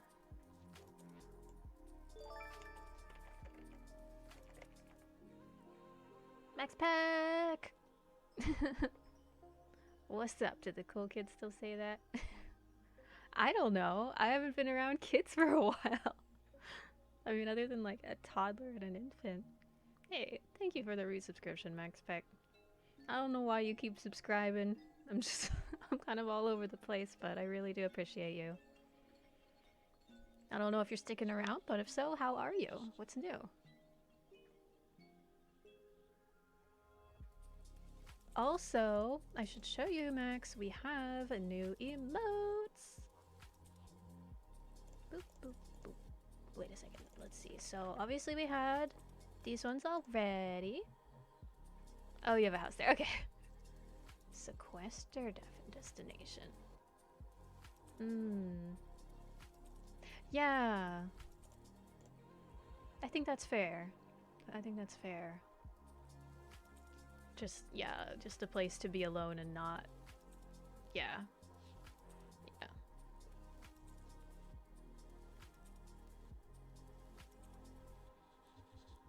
Even where I live, it kind of has that nice appeal of like, I'm far enough, I'm close enough to friends and family that, sorry, I'm just posting our little emotes. Close enough to friends and family that I can go see them whenever I want to, but far enough that no one really visits me, which I'm kind of okay with. Like, I miss friends visiting, but also I like having a little space, particularly from the family and stuff. It's a safe place. It's, you know, problems can't follow me here other than if I have my phone on, which, you know, the cell reception is questionable just because of like hills and stuff. So like I can make calls and everything and I can send texts, but people can't always contact me. You know, it just goes straight to voicemail and it's nice. Sadly, I did miss a doctor's appointment on the phone today because my phone didn't ring. But yeah, no, I definitely like having that. Like you said, a sequestered destination, just a place that's away. Got some quarantine pizza. Pizza sauce and cheese on a tortilla. Huh. On a tortilla. See, I'm a thick crust person, Max. That's a challenge for me. Picturing pizza crust, pizza sauce on a tortilla. I'm sure it'll be good. Like the thinnest, I like thick crusts. You're an expert on pizza? Oh, your name is Deepy Dishy. Ha! Yeah. I don't know why that didn't occur to me that it was pizza related. Got a quarantine pizza. I have a pizza in my freezer. I keep meaning to make it. But I'm like, I just haven't been cooking enough. Actually. Oh, that doesn't really go in this heavy brain category because it's not something I'm that worried about. I should be thinking about it.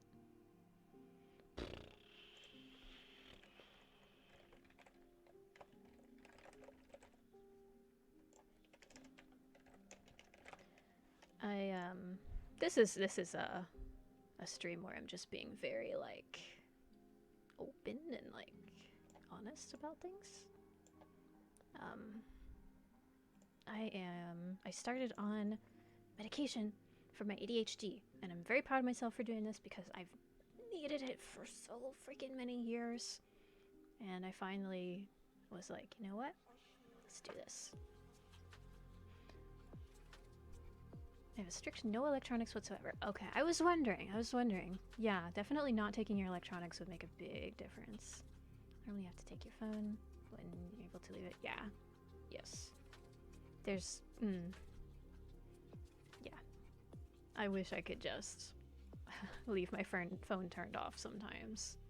And there have been times when I've just put it in airplane mode, but I usually can't. I have people that... family that depend on me, so I can't really, you know, tell them, hey, you won't be able to contact me at all. So, good luck. I mean, they have other people that can look after them, but they worry and they get scared if I can't help them, so. You don't have that option right now. But just not having good reception is a good excuse to kind of engage on my own terms. Thick crust requires me to make pizza dough and it's too late in the day to whip that out. Oh yeah, no, yeah, I'm not judging for doing a quick dinner, no way. Yeah. Pizzas. Yeah, I don't think I've ever made pizza crust. I'm not sure how much work it is, but yeah, no. Quick food is good. If you enjoy it, then that is fantastic. I just love my thick crust pizzas. Good for the mind to disconnect from the World Wide Web. Yeah. Yeah, it is. For the most, like, I don't know. I'm like, in the middle with that whole line of thinking.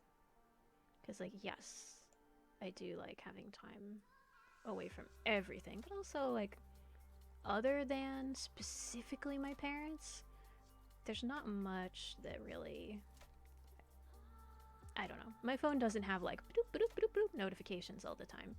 Because the only people that I bother texting are, you know, obligations to parents and my closest friends that I really do want to talk to and that don't really drain my energy.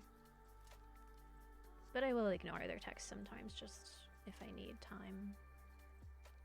But like I don't do most of the social media stuff. And the ones that I do, like, people know that I'm just not present for the most part. You know, I'll pop in, look at a dog video and be like, oh, yeah, that's all I need for today, that's fine, bye-bye.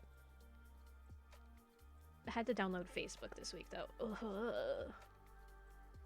So gross. So freaking gross. Basically forced your mother to move in with you last year because she was having trouble getting by on her own. Oh, yeah. Yeah, I mean, it's... I don't know. I almost wish that my situation was more like they didn't think they needed help and I was trying to force help on them in that way. Not, I mean, like, the grass is always greener, you know, and neither way is good and neither way is easy. My situation is more like they're very, very demanding beyond what they need. And they like to make me feel very guilty about not kind of devoting my life to them. And it's just a lot. It's too much. Besides, Ark, you have 3 people who message you from time to time. Yeah. It's nice. I like not... Like, I like the notifications because it makes me feel like stuff is happening around me. But also, I like just... I don't know. Keeping my circle of people I care to keep up with small. I forgot to load into Arcage. Darn it, I missed Halcyona. It's fine, I'll get it later. No, I won't. I'll get it in a few days. The only time someone in my family phoned me in the last year was my sister fumbled her contacts list. Wow. Wow, that is so nice. Kind of. I mean, I don't know, that might not be a great thing if your family is not in contact with you, but it sounds nice to me for completely, you know, my own selfish reasons. I do love my family, I do, but it's like we're at a point where they do genuinely need help, but they confuse their needs with their wants, and they confuse, like, I don't know, a lot of things. You know, they want me to basically be their little sort of live-in servant. I don't live with them, by the way. This is my house and my space. Yeah, for a while we talked about me moving in with them, just because they do need some help. But, like, in another sense, that it would be kind of enabling the problems that they do have control over. It's a whole thing. It's a whole thing. I should be in... I don't know. I should probably be looking into therapy, because there's just a lot. But I think I kind of know where I stand with most of it. It's just accepting it and being okay with not being this, like, ideal that they have. I should write that down. Oops, sorry, the camera keeps shaking today. I tried to set it up better. How do I word this? Their ideal version of me is not what I want or am capable of, and I need to accept that and find a good compromise where I can help them and make them feel safe and secure and cared for without sacrificing all of my time and energy. Does that seem fair? It sucks because I want to make their lives easy. I want to make their lives better, and, you know, let their aging time of their life be pleasant. But I'm not the problem.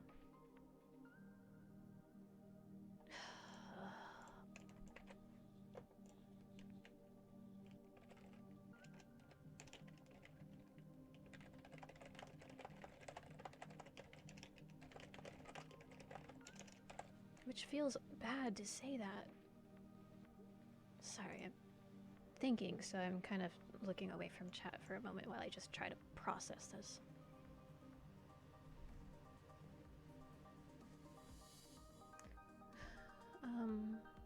No news is good news. Yeah. That's good. Yeah. I'm glad that they're well in that case. Yeah. I'll admit this, my mother's one of the most frustrating people I know, but she's still my mother, you know? I'd rather be frustrated having her always nagging me while she stays here rather than having something happen while she's on her own. Yeah. Yeah, definitely. Definitely. Yeah, my mom is... I could spend years at therapy trying to work out how and why she is the way she is and all that, but... Yeah, it's... She's not a... If she was well and didn't need me, then I would have cut her out of my life by now. Completely. Because our relationship is very, very negative and very unhealthy and one-sided, and it's not okay. But she's old and she needs help, and she's driving my dad crazy. So, you know, I have the obligation to, yeah, like you said, to just make sure that they're okay. And accept that I'm gonna be frustrated and that I'm gonna have a lot of crappy days. Actually, I should probably add that bubble that I need to just...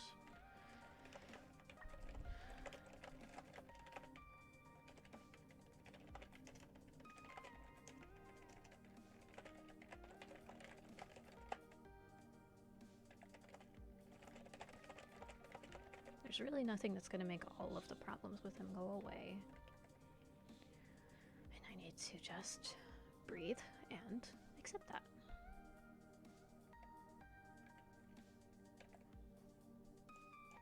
Really, there's nothing that could happen that would make everything fine with them.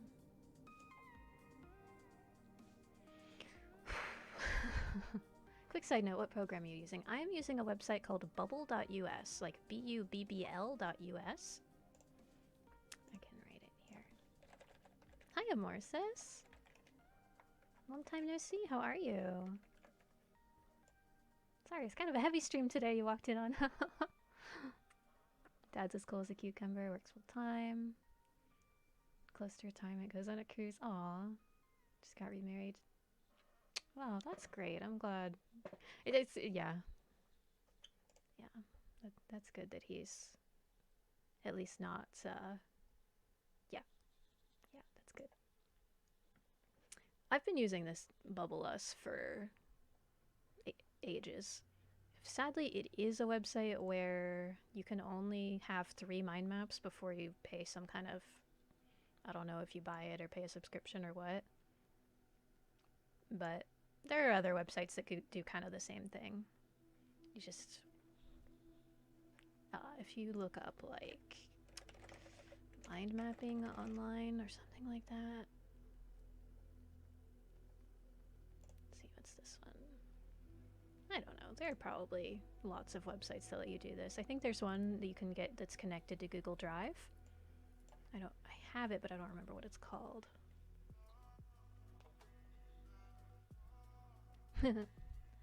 Yeah, it's definitely useful. It's definitely like, I mean, it depends on how your brain works, you know? For some people, this wouldn't be useful in any way, but for me, especially because I have ADD, like I can't hold a lot of thoughts in my brain all at the same time. Which sounds, it doesn't sound like a real thing, you know? And I've been raised to believe, oh, it's all in your head, blah, blah, blah. Well, it is a real thing. Like I can't, like if somebody asked me to do mental math that's more than just, I mean, even just adding 2 numbers, I couldn't do it in my head because I can't keep it there. It disappears too quickly. And yeah, putting things in writing or in pictures or in some visual format helps me a lot. This is how much we have so far. I can't even fit it on that little screen. But I'll use this for all kinds of stuff. Just this way of thinking through stuff. No. Okay. Okay. Let me get into that one. discretion, which I'm working on, kind of.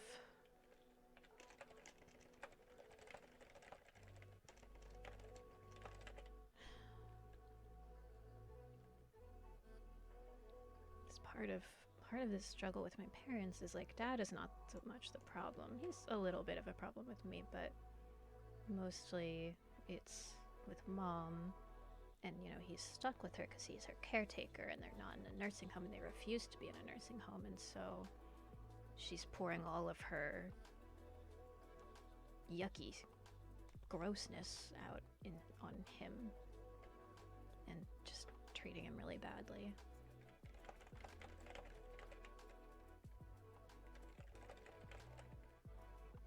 And I've slightly started looking into maybe trying to find help. Whether it's like a social work kind of thing or therapy for her or what, just something to kind of help her, I don't know, stop treating him like shit. That's fair. Keep a journal on your PC. Become some kind of eldritch abomination of a folder. Huh. Yeah, maybe. It's definitely like an alternative to journaling. Because you're doing the same thing. You're getting your thoughts and feelings out in words, but yeah, it's in a different format. That's like, I don't know, it just organizes things. I like to organize things and try to, I don't know. All of the, like the innermost thing is like the most amoebus, the most shapeless problem. And it's going outward to get more specific and lead to like, well, how do I feel about that? And what's, you know, why is this a problem? And is this a problem? And is there something I can do about it? Yeah, there's definitely no choice in this situation.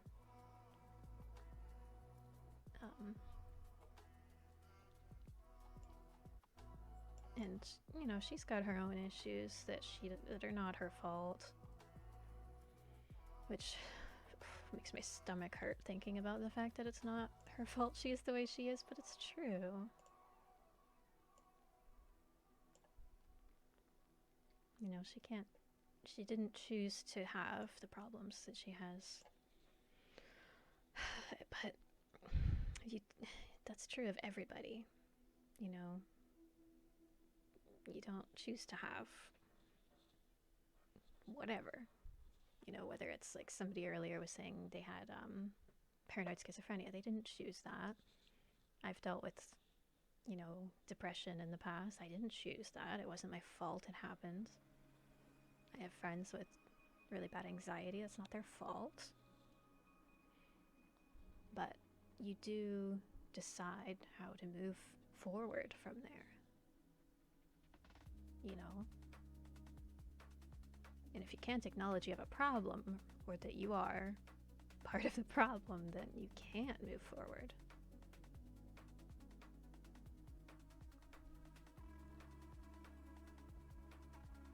I think it's fair to just put a bubble just directly for that. Because it is specifically one of the problems.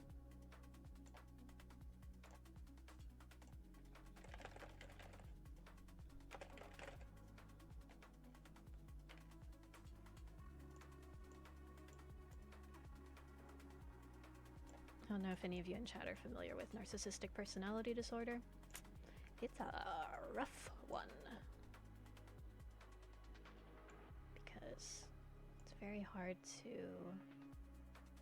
for someone to recognize and acknowledge that they have it. And even once you recognize it, like, you don't want to admit it. I mean, who would want to admit something like that? It sucks.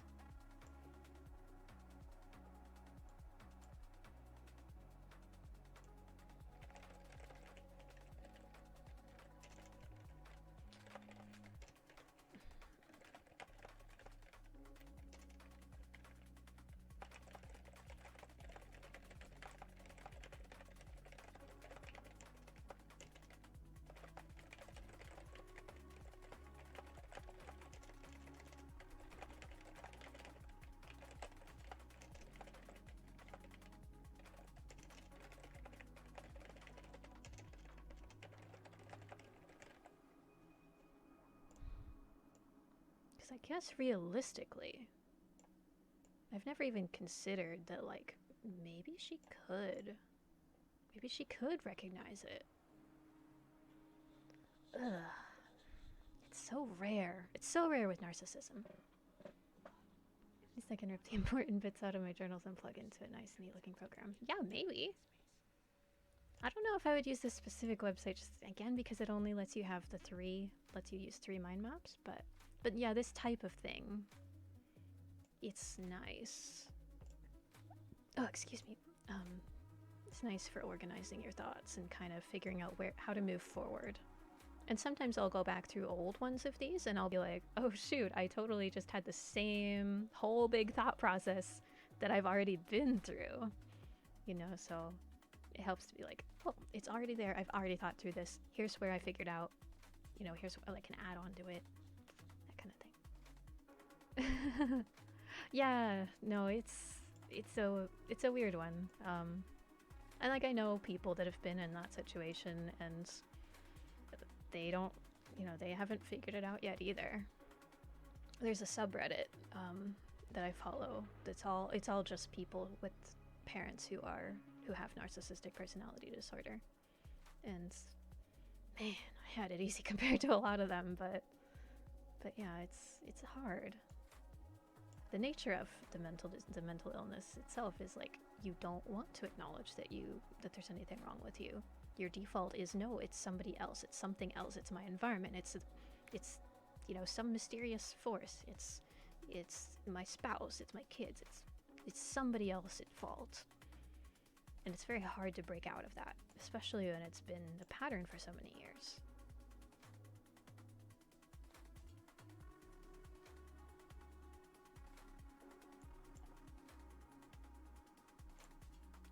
But that doesn't mean it's impossible. And like, the crazy thing is I've seen weird, small, teeny tiny improvements in my mom. I mean, I've seen her getting a lot worse too, because she's aging and she's hurting. And, you know, life is tough. But she's had some tiny little improvements.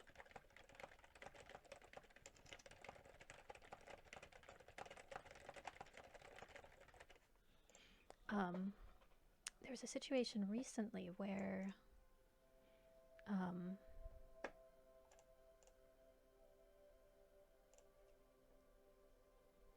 did it go? She and my sister were arguing about something, and it was just so, just both of them were being so childish. You know, both of them went from, Google does have their own version. Oh, Google actually has one? I knew there was one that was like a third-party thing that you could connect to Google Drive. I didn't know that they actually had one.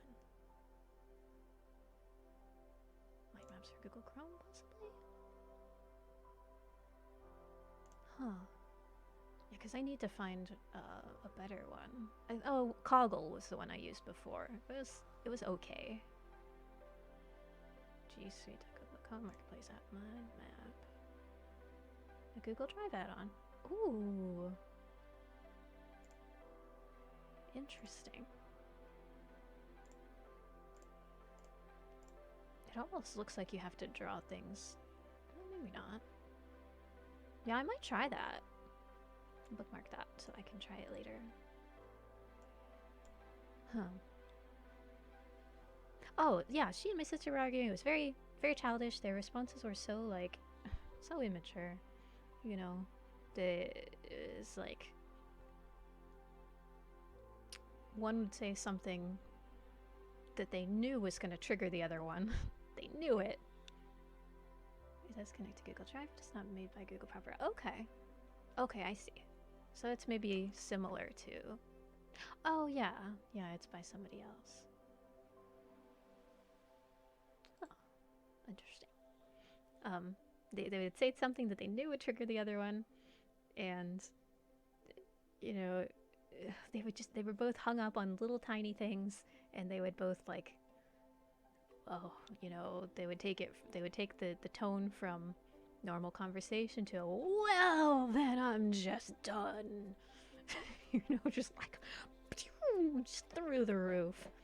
And So obviously we didn't get anywhere with the conversation. And after the fact, like, I mean, the same day, like, that same day, I was talking with my mom about it, and I was like, look, you know, you're escalating it too much. Like, you know, when you're trying to have a conversation and you're just, you know, like, well, then you just don't have to help me. And I did a little impersonation of her in a funny voice like that, and she laughed. She thought it was funny. I was like, holy crap, my mother has never laughed at herself before. Like, she's never recognized before that it was her being a little silly. Blew me away that she was able to see that and able to laugh about it. And, you know, recognize that it was a problem. I'm not sure she would fix the problem, but like, it's a step. So maybe there's some small hope that she could get help for her narcissism. Maybe, possibly. Because, like, she knows there are problems with the family, and there are problems that, like, the people around her keep disappearing. They keep not wanting to deal with her. She's had people that worked for her quit and, like, chew her out, and she didn't understand why.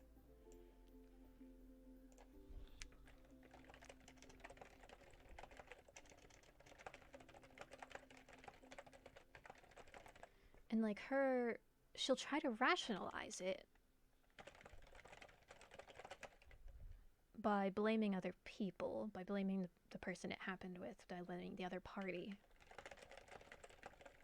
Or just acting like there's no logical reason why the person responded the way they did.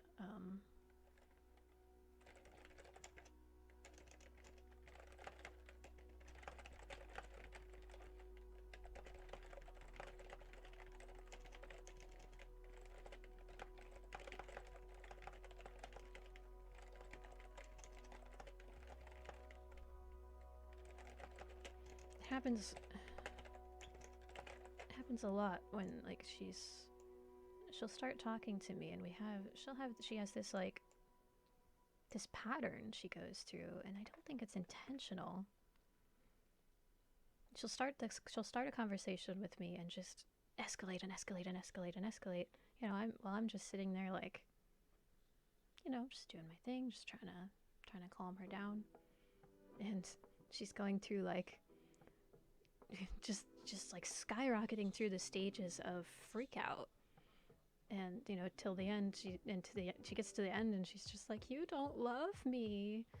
And I'm like, that's clearly not the case. I don't know how you got to that conclusion. Like, you skipped so many steps here. You're not listening to what I'm saying. You're like, but I kind of, maybe that makes sense, because if she can't recognize how narcissism works, or that she has it, then she doesn't understand what her brain is doing. You know, her brain is telling her one thing, and it's not logical.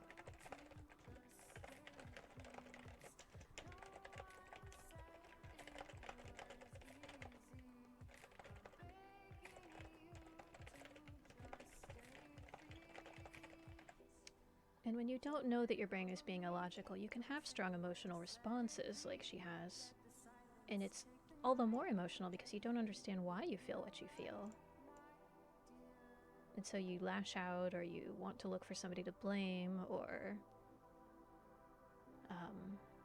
yeah, you don't respond appropriately because you don't know what you're responding to.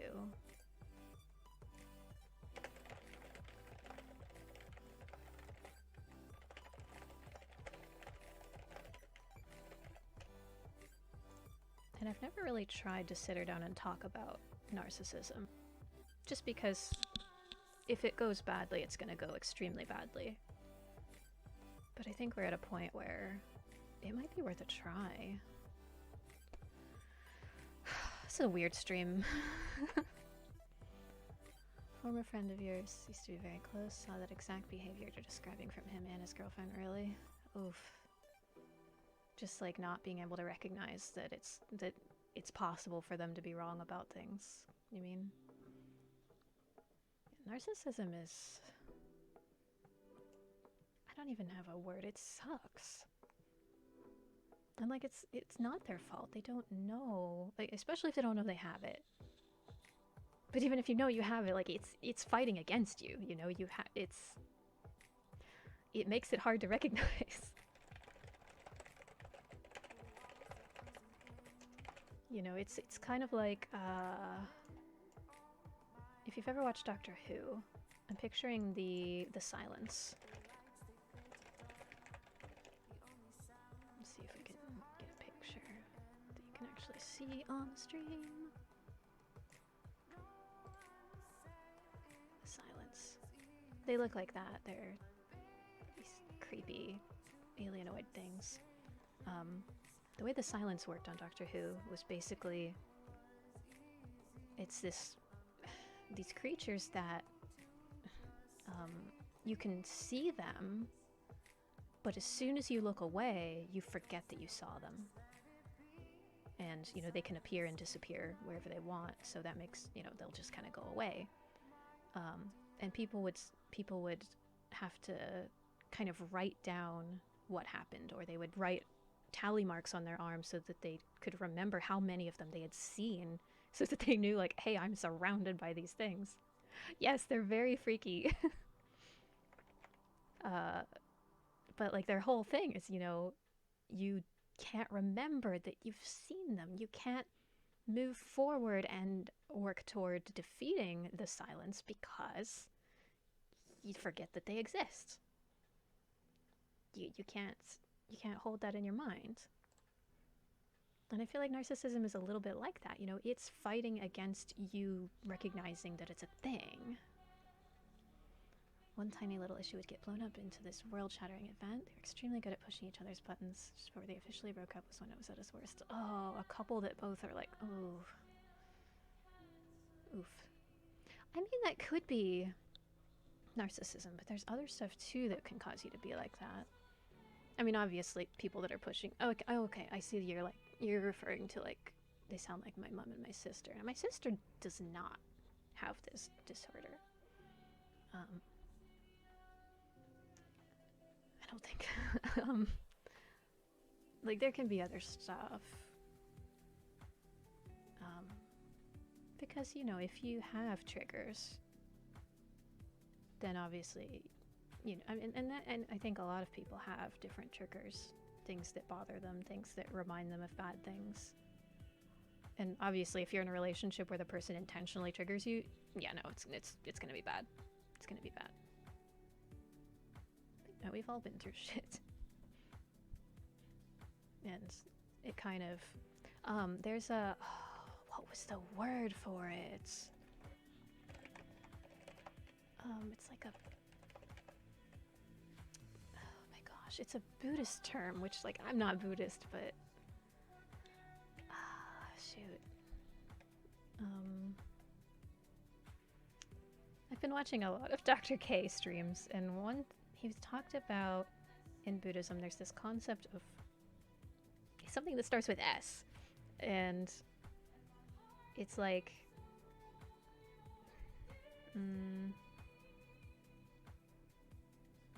the way that I would picture it is like a sticky ball, you know?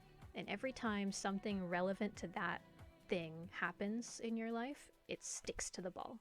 And it just keeps adding and adding and adding things. So like, say you're insecure about your appearance, right? So then every time in your life something happens where somebody makes you feel like you are ugly, that sticks to it. And it just keeps... You keep adding and adding these things to it. And obviously, therapy is what you need to, you know, to figure that out, find that, and get rid of it. But, yeah, there's some word for it in Buddhism. I don't know. But that can be something there, too, you know, because that makes it very easy to be triggered when you have this big pileup of emotional things that you've just kind of set aside, and it just comes back every time something else happens. And it's not the person's fault, you know, that they're feeling that. That sucks, and I've been there, you know, but until you've dealt with it, it's very easy to be triggered, and just, you know, your emotions can go from 0 to 1,000,000 because it's not that you're, it's not that there's nothing in between. You know, you already have a ladder built, basically. And I think that's probably the issue with my sister and my mom, because like they have so much crap in their past going both ways that, you know, there is already a ladder. Crap, I need to add that too.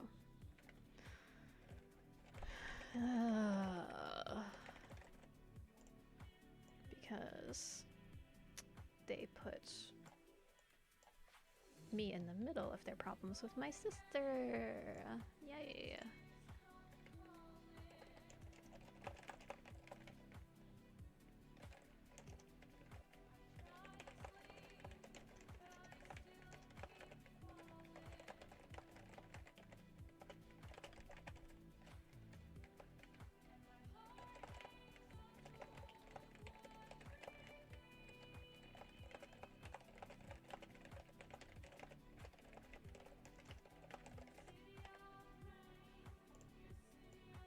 And I don't know what you do about that in a situation like theirs, because both sides are just so dang stubborn.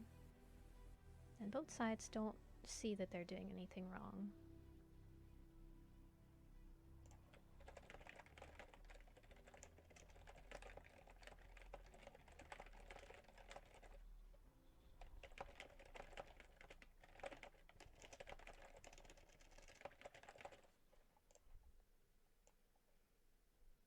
It's probably becoming clear that there are a lot of reasons why I basically talk myself through therapy.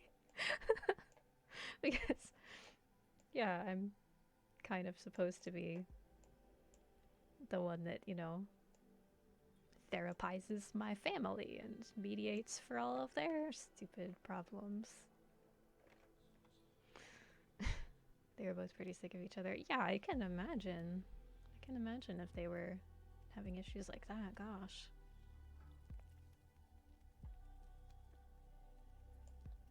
It would be exhausting.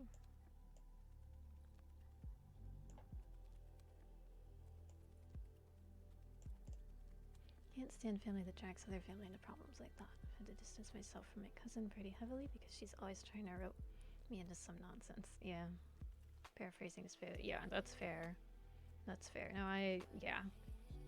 Yeah, I gotcha.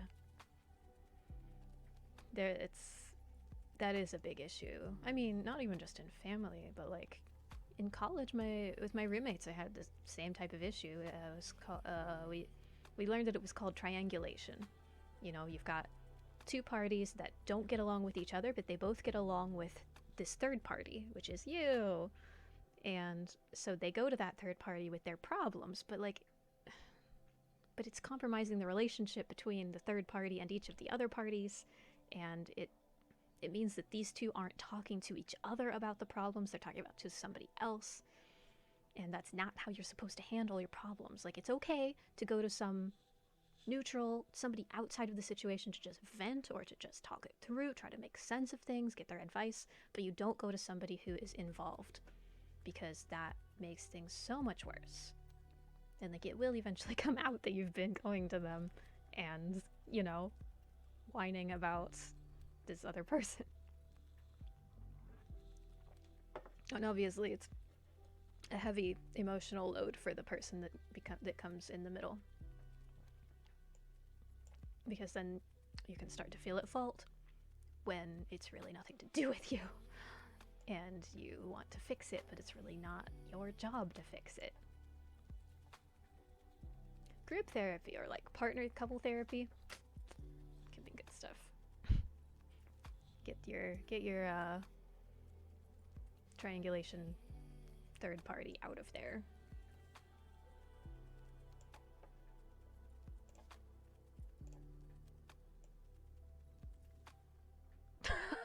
I'm glad you are not to be in high school anymore. I'm curious why. I mean, I'm super glad not to be in high school either, but I'm very curious what your reason is. Fond memories. Oh, yeah. Yeah, yeah. Yep. Yeah, high school definitely has its share of that. Because kids are immature, they don't know better. See, I don't think I dealt with a lot of that in high school just because I wasn't friends with that many people. And I pretty much had like, these are my close friends. I actually care about them. These are the people that I'll hang out with and they're okay and they're cool. These are the people that I really couldn't care less about. You know? I just didn't. I was never the middle person because I just didn't connect enough to be that sort of person. And I wasn't stable enough myself to really help either. Because, high school is hard. Had stuff going on. Also, I've got this stupid thing is weighing on me, and stupid. I don't know what to even call it in this mind map because I don't know what it is.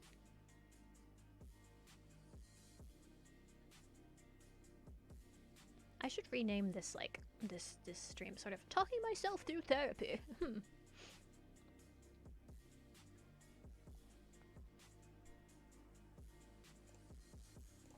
What do I call it?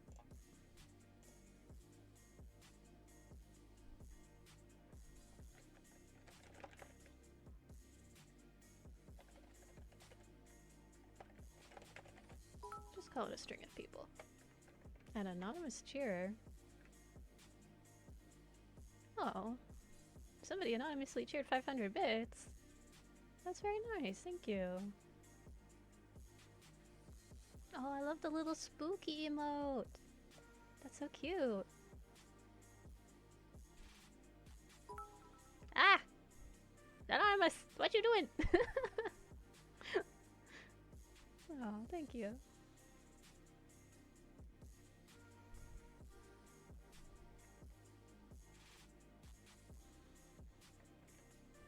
Sorry, I'm like, I know it's just 500 bits, but I'm kind of like, yeah, it's been a while. Somebody gifted a sub to Laurel McIntosh? I don't know who Laurel McIntosh is, but hi, welcome, and thank you. You guys, too nice. Back in school, I was a pretty neutral kid. Saw lots of people a little bit, but only ever really connected with one other guy. Moved schools 4 times as well. Wow. Yeah, that makes it hard. That makes it really hard. Sheesh. Yeah, you don't really have... Yeah, that doesn't really give you time to connect with a lot of people, huh? I need room for this one. I don't even know what to call this one. I was just gonna call it String of People in My Past because it doesn't make any sense otherwise. Thank you for the follow, Deep Dashi. Deepy Dashi. All the notifications. Ah!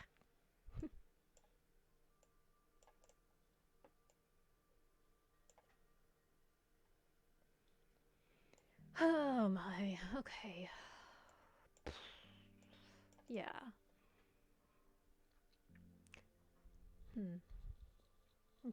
I'm trying to put myself in your shoes and think what that would be like. Just kind of not being able to really have strong connections as a high school student. I think that would be tough. Because, like, your friends are how you make sense of things at that age, you know? Unless you have strong parents, you know, strong parental support. For me, it was friendships and, frankly, the internet that got me through things. That'd be so hard just moving around and trying to make sense of who you are and everything, but without a strong point of reference of like, well, this is what my friend is like, this is what my friend is doing. I don't know.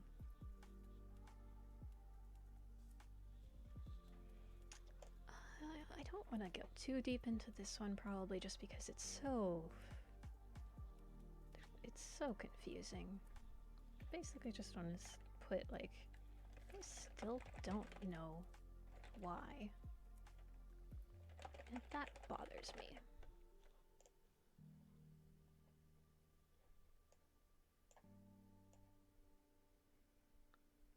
Like, this this is like all this, most of the stuff that I deal with in life, I am totally okay with just talking about with anybody, any random person on the street. But that one is like, it's hard to find the reason because anytime I try to talk to people about it, I just get weird responses, like just weird responses.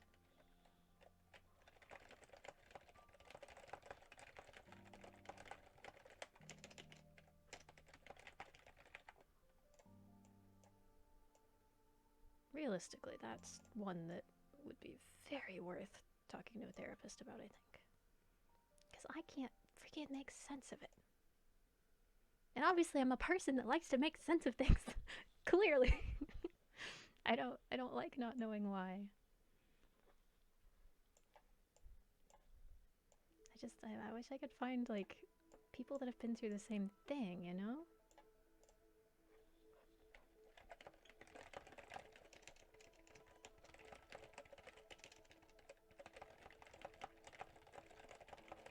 But the thing about that is, with everything I've been through in life,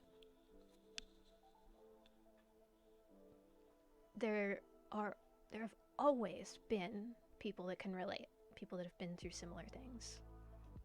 And you never know where you're gonna find them. I mean, like dealing with a narcissistic parent, like apparently there's a subreddit about it.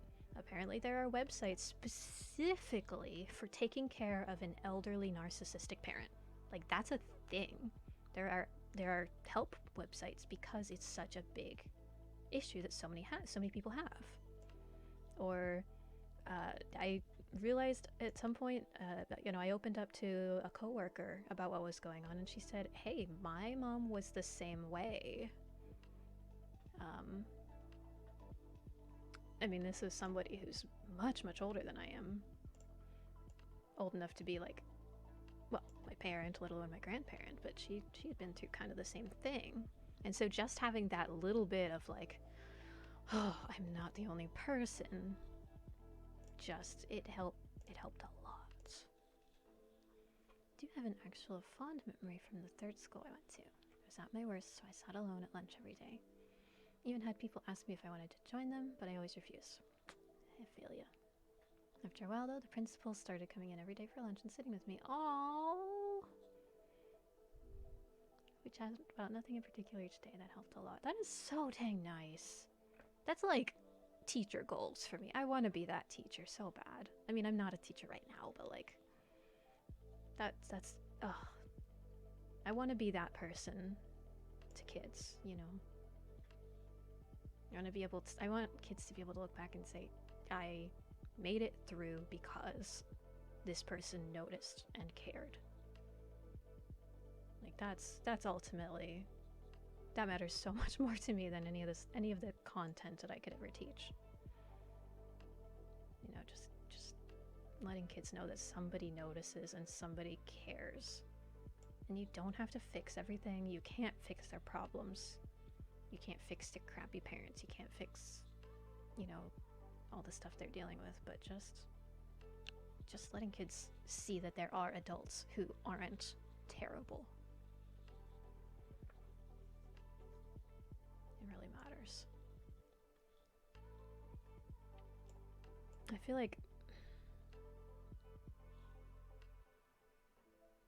this whole concept of this string of people in my past, one aspect of that for me was looking for somebody like this principal in your case, looking for somebody who would see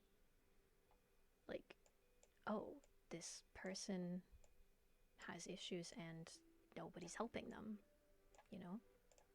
it just didn't happen.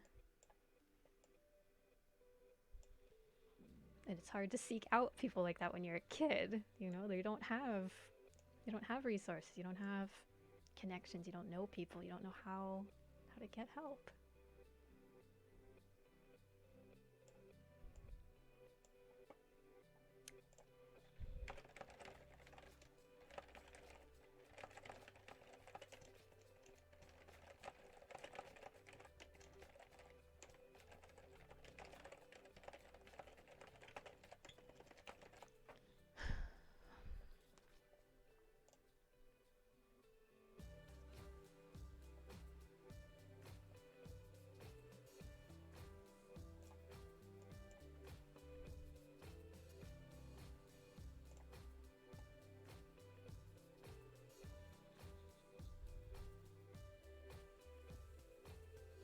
By the way, this is, I mean, I really hope you don't feel obligated to stay deepy dishy. Like, I know there aren't a lot of people watching right now, and I'm okay with that. And I know, you know, I know this is heavy and this is personal, and yeah, I don't want you to feel in any way obligated to stay. It's a weird stream. It's, I don't know, just talking through things, shouting to the void, whatever you want to call it.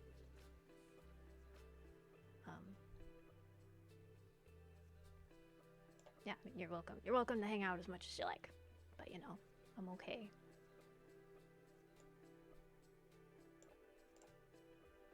Never want people to feel like an obligation to stay on, you know, to stay on chat.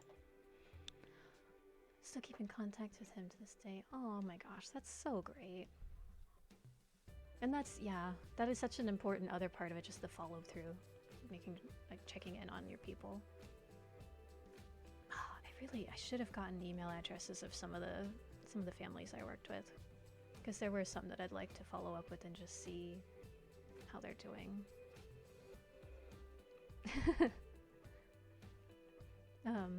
Problem was depression. Hey, me too. Like I mentioned earlier, the stupid ways I dealt with it. Yeah.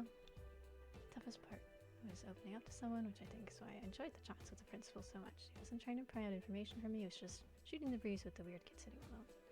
Yeah, okay. Oh, that's a good perspective on it. Yeah, I definitely have more of a tendency to, like, you know, be a little too pushy, like, tell me everything about your life. What are you dealing with? Like, I want to know everything. Which I know is overwhelming for you know, for young people particularly, but yeah, just I definitely had a lot of teachers that I need to thank for being that sort of person for me. Like there wasn't anybody that consistent, there wasn't anybody that could stick around, but there were teachers that, like, really, yeah, they would just shoot the breeze. They would just see how I was doing, just try to encourage me in little ways. And I mean, yeah, it made all the difference. Yeah. Hey, high school depressed kid buddies, yay. Refreshing to unload on a stranger. I agree. There's something very, very nice about getting to just, yeah, unload things on a stranger, because, you know, I'm not your therapist, you're not my therapist. We're strangers.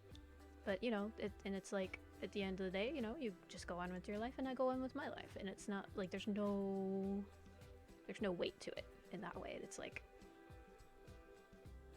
I don't know. How do I explain? It's nice talking to strangers about problems.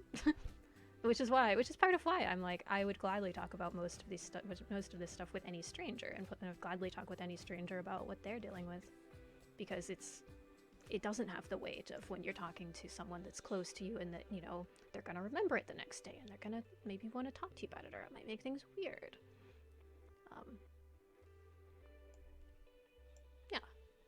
Yeah, it's good. No, yeah, I know what you mean. It's not nonsense in any way. It feels like nonsense because nonsense is a word that lets you feel like, this is frustrating stuff and I don't like it. You know, it's nonsense. You know, not that it's not important, but it's just like, ugh. It stinks.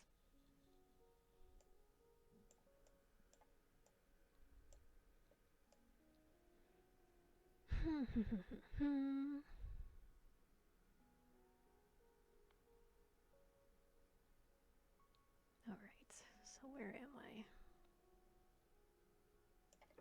So with Mom's narcissism, I think probably the place that I need to go with this whole little branch of this tree is, I should probably just try to talk to her about it. Like, she respects my opinions about some things, at least. I mean, she's always tried to kind of make me her therapist, which I don't like. But also, it gives me an advantage in that she might possibly take me seriously. Oh, this could go on any of these. I'll just put it here. Hey, that's a nice shade of blue. I love that it goes through the colors. Like it's fading from yellow to green to blue, and eventually, like it'll go through the whole rainbow. It's nice.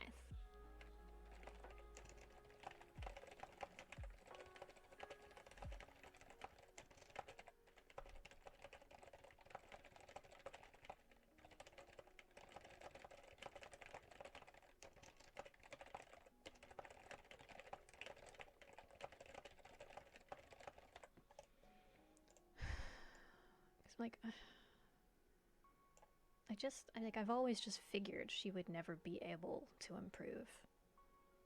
But that's kind of cruel, in a way. I mean, like, I have a friend, we'll say, who Mr. Powders has followed. Please don't unleash your teacher instinct to kill you even my grammar. Your grammar is fine, Mr. Powder. You've got nothing to worry about. It's nice to meet you, and thank you for the follow.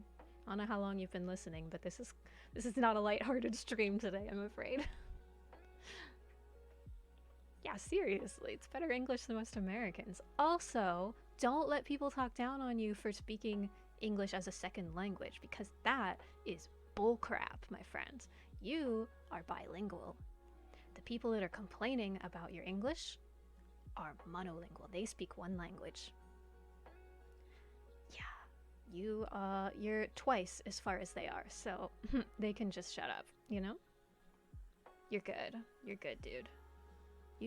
If you can speak, 10 languages all terribly, you're so much farther ahead than somebody that speaks one language absolutely perfectly, you know? Oh, French grammar too? Huh. Specifically French. Wow. Well, hey, if you have questions about French grammar, I can help you. But seriously, you don't need to worry so much. You're okay. People are just assholes. They don't realize that you're freaking so much further ahead than they are. Yeah, I am a certified French teacher. Yeah. Well, I was certified. I don't know if I still have my certification at this point after time off and private schools and all that. But yeah, no. Oui. Oui, sérieuse. Je parle français. C'est pas parfait, mais oui. Je l'aime beaucoup. Je fais de mon mieux. I haven't practiced enough lately, though, because I haven't been teaching for a bit. And when I'm teaching, it's like, the same stuff over and over again. Oh, you're from Quebec. That's so cool. Thank you. I don't know any Canadian French other than like a few random words that I learned the Canadian French version instead of the standard French version. Like, I think you guys use biscuit for cookie? The word biscuit? Because I know that's what I learned from my Québécois French teacher. But like, then later I learned that most people, I think, say petit gâteau. Oh, okay. Yeah. Yeah, so like a little bit of like accidental Canadian French because of my old French teacher, but that's fine. Thank you. Europe, you have polyglots, bilingual, and English. Yeah. But I'm definitely in Europe. You have more polyglots than we have here. A huge accent from French. Oh, that's funny. That's funny. I mean, everybody has an accent if you think about it, right? I have an American accent. You probably have a Canadian accent. I don't know. Huh. Yeah, America, we're just so like, we're so monolingual, and it puts us so far behind the rest of the world. It's ridiculous. Like, we have the teachers, we teach it badly. We teach foreign languages badly in America because we don't start early enough in most places. What's the thing you used to do? Yeah, what are the chances? Yeah. I mean, I taught other stuff too, but French was the main thing. Yeah, we're very like, I don't know, America's becoming so isolationist, so like, you know, America first, America's the best, America. We don't need other people, we don't need other languages. I can get by with just English no matter where I go. And like, sure. Sure you can, Chad. We don't have soon enough. Yeah, I hope. I hope so, honestly. School English teaching was so bad. Oh, really? The way that they taught you English was really bad? Yeah. Oh, get rid of the word democracy. Most Americans don't know what the frick that means anymore. Oh, okay. Yeah. Yeah, see, maybe you've got the same issues as we have here of like, we don't start teaching it until you're, 15 years old and your brain is already developed for language. Like, we're putting you at a disadvantage. Yes. Learning English from playing games. Well, see, that's the good way to learn it, because that way you're learning the English that you need for the stuff you're actually doing. Yeah. No, kudos to you for learning it that way. Jeez. Lots of things to respond to here. Yeah, we should be starting to teach languages so much earlier. So much earlier. Because, if you have, like... I mean, in school I got to study some, like, child development and all that stuff. And one of the things with language development is little like, babies, toddlers, when they speak gibberish, it's in a language. The phonemes, the morphemes, the little pieces of sounds that they learn and that they're capable of saying in their gibberish. Gaga goo goo. Well, like, in English we would say, yeah, babies say gaga goo goo goo, but like, that's because we have those sounds. A baby born in France would make French sounds. A baby born in China would make Chinese sounds. They don't have the same gibberish because they've been listening to a certain language, and those are the sounds that they've learned. It's easy to learn those sounds when you're still developing the muscles and everything. You're still learning how to use your mouth. You're still, forming that part of your brain. But we wait until people get to high school, and it's like, it would be like waiting until somebody was 15 to teach them how to walk. Like, yeah, you can, but it's gonna suck and they're not gonna be good at it for a while, and they might always walk with a weird limp. If you start teaching a language early, it's so much easier. So much easier. But we don't do it. Some places do it in America, just not a lot. So, yeah.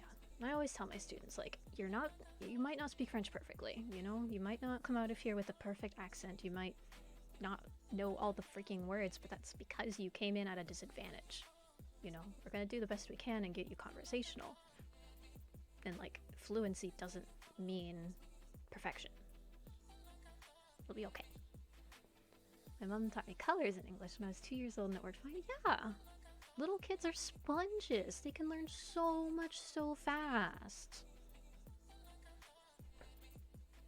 I should admit, I did specifically study to be like, to teach French to young kids. Like, that was the direction I wanted to go. I never actually got a job in that because of stuff, but that was the goal. Can I hold a conversation about anything in French? No, I wouldn't say anything. I mean, like, can I hold a conversation? Yes, but, like, I don't know enough vocabulary, I guess. The grammar is okay. Like, verbs and all that, I'm okay, but the vocab, I have a hard time just holding on to it.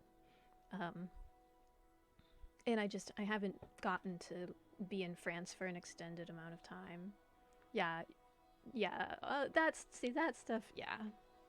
Like, I'm okay with that, all the grammar-y things. But, like, the thing is, like, with fluency, you can always talk your way around things. There's always circumlocution. Big word for you. And that's another thing that I like to teach my students. Hey, if you don't know anything about cars and your car breaks down, how do you communicate it? You don't need words for cars. You can say that round thing and that thing that go boom. Oh, Luffy. Oh, that hurts. Yeah, that's a painful one. Yeah, gender is a pain. At least we only have 2 and not 3 like German. But no, it sucks. I was corrected many times in a row when I was in France for saying le pizza instead of la pizza. That many todays? Really? Like the word for today? Like aujourd'hui? La pizza, yep. I kept saying le pizza and the waitress was like, ah, it's la pizza. Oh my gosh. Are there other ways of saying today other than aujourd'hui? Somebody oh, I see what you mean. Oh gosh, yes, like this. You know, maybe we need a word for Red Bull, and we decide, well, it's non-binary. So, not that I don't want to make fun of people with the different, you know, ways of life, but like, that would be unfortunate. Yes, we have a joke. I don't know if you'd be familiar with this little joke, but people used to say, I identify as a TAC helicopter. Yeah, that would make a very complicated pronoun. Yeah. So where are my friends? Oh, there we are.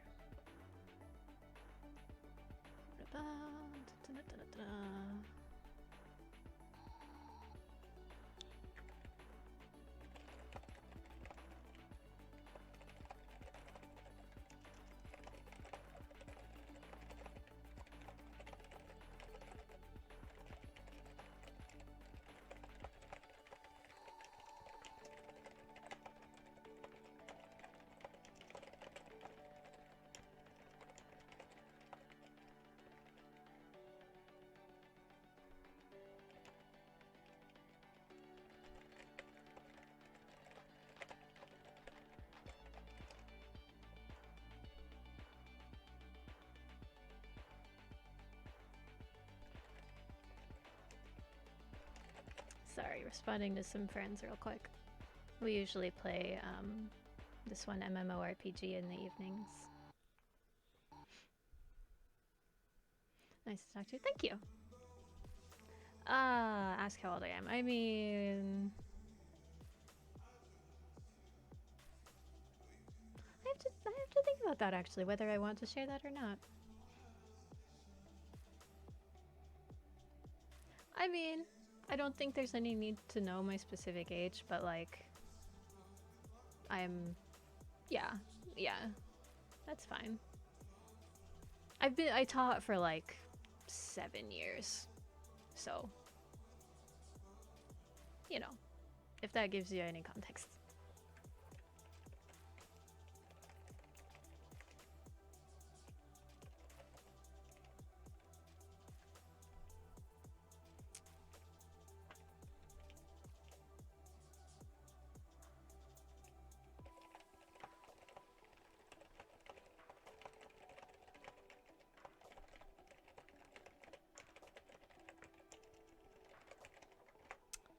Anyway.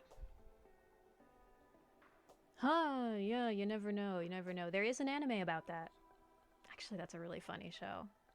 But, no, not really. I taught 7 years. So I'm not like one of these little Twitch kids that's like, goo goo gaga, I do stream. Send monies for my burger.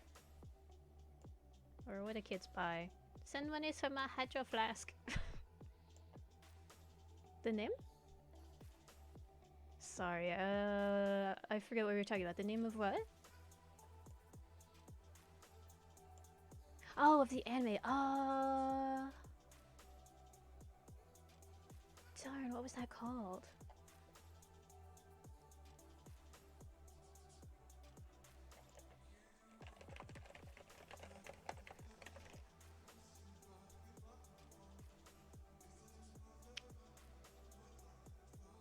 Bunny Pony Dash. That's what it was. Bunny Pony Dash.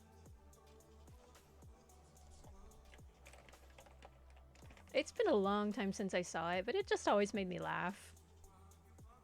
Trying to find a picture. Oh, wow, that's pleasant. Yeah, it's just like this little girl. She's about 8 years old. And, or is she 10? I don't know. But she's already, yeah, Pani Pony Dash. She graduated from MIT, and she becomes a teacher, and she teaches high schoolers, and it's just, it's cute.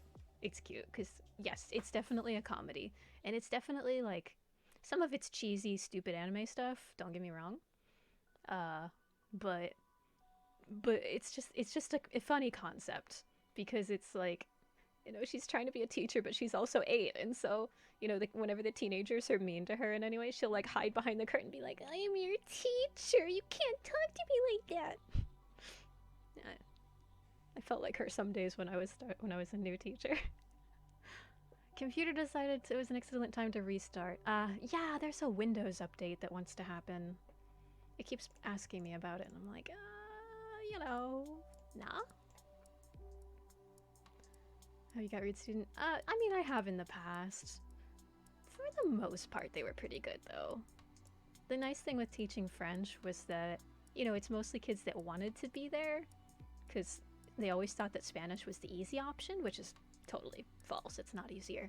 But, yeah, I mostly got kids that wanted to be there, or at least that tolerated me because they weren't in Spanish. I don't mind questions. I don't mind at all. I mean, I have Ask Me Anything in my tags, so yeah, that's fine. A curious French Canadian, haha. Tu es curieux.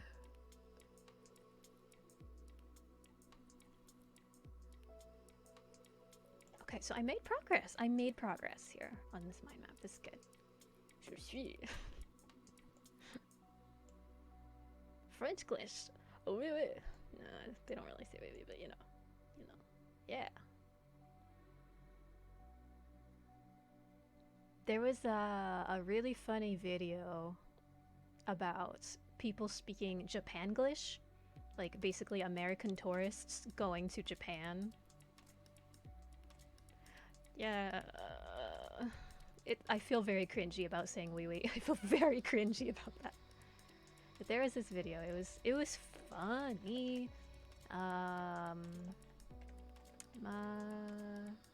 McDonald's. Yeah. I think that's what it was. Yeah. Can I zoom in so you can see it? Maybe? Possibly? I don't know. I have missed it kind of cropped, so it's weird. But the song is called McDonald's, I think, which is McDonald's. And it's about American tourists going to Japan without actually learning Japanese, and they're like, it just makes fun of them. It's very nice. Oh no, I can read how you put that laugh. Was that like the ha ha ha? Like, I can't even. Yeah, this is good stuff. Can I actually? You know what? I should share this because this is funny. Let me do. Oh, game capture, window capture. Yay! There we go. Transform to screen. I show you this song. This is a good song. So yeah, it's just, I guess it's not specifically about English. Well, yeah, it's about English speakers going to Japan. That's the basic concept. I just love it. Being a language teacher. Because, you know, it's just basically tourist. It just makes fun of tourists in such a great way. Yes. They gave us so many lovely things. Japanese girl is so pretty. I guess. I mean, you're allowed to have that opinion. I don't know. I enjoy this. McDonald's. Okay, let me hop back to the other one. There we go.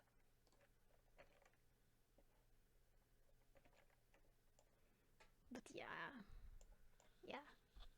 I forget what brought up that whole conversation.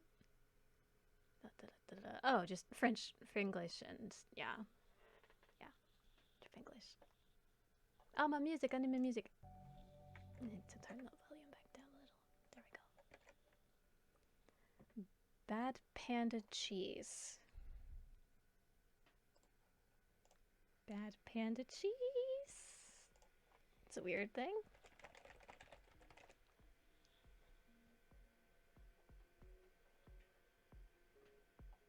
Oh, it's a commercial.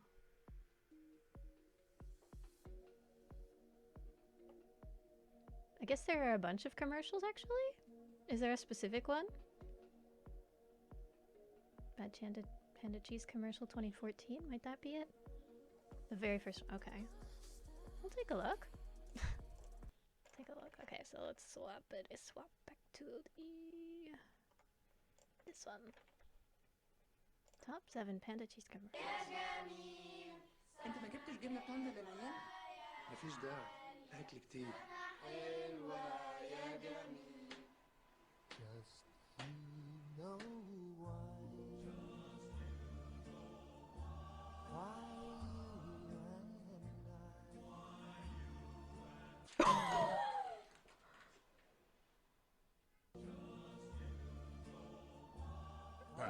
ما يتقلهاش لا. اعمل لك سندوتش جبنه مع الولاد يا صلاح؟ مش دلوقتي.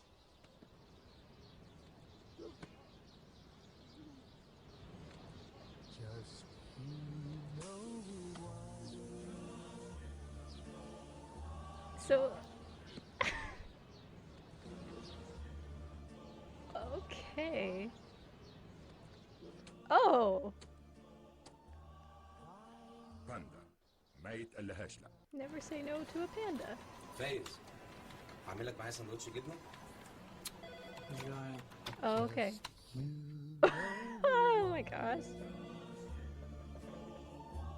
What's he gonna do to him for not eating his cheese?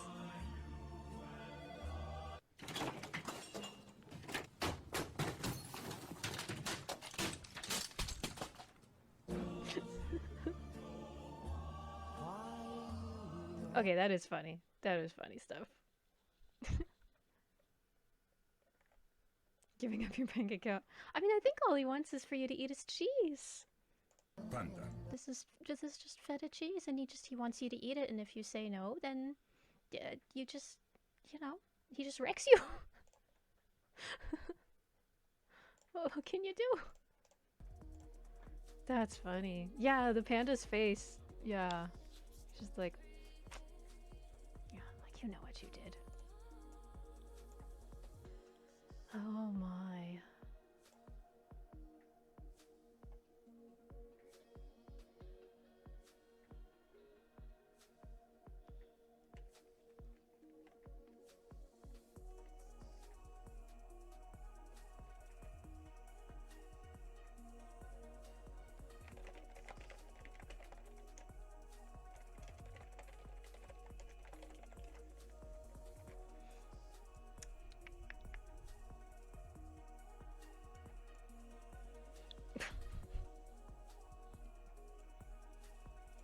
Alright. Is this a game? This thing on my screen right now? This is sort of a mind mapping not software, it's like a website. Oh, you must have come in, well, I don't know. No, this is like like in school you sometimes like make a bubble thing, like this is the topic of my essay. These are the points I want to make. This is the information I have. You go off of the bubbles, or like a web graph, something like that. It's that, except I'm using it to make sense of the things that are on my mind.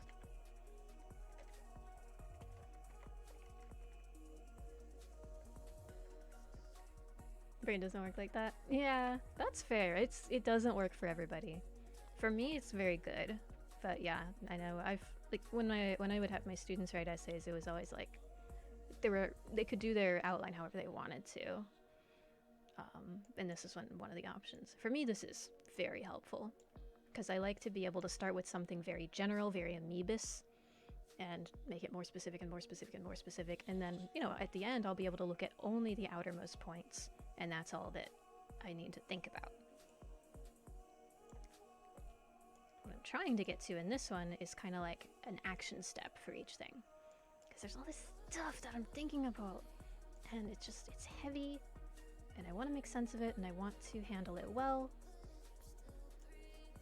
And yeah, I'm trying to work toward like, what do I have control over? What can I actually do?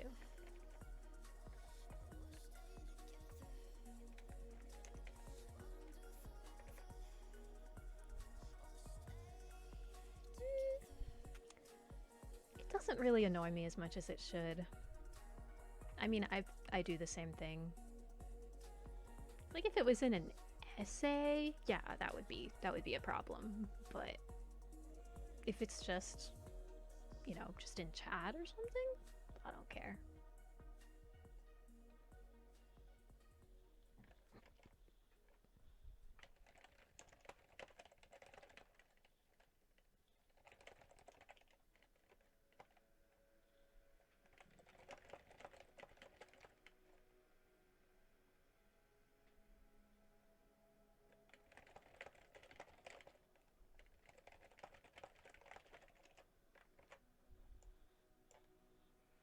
Never understood why it has to be caps. I agree, it's strange.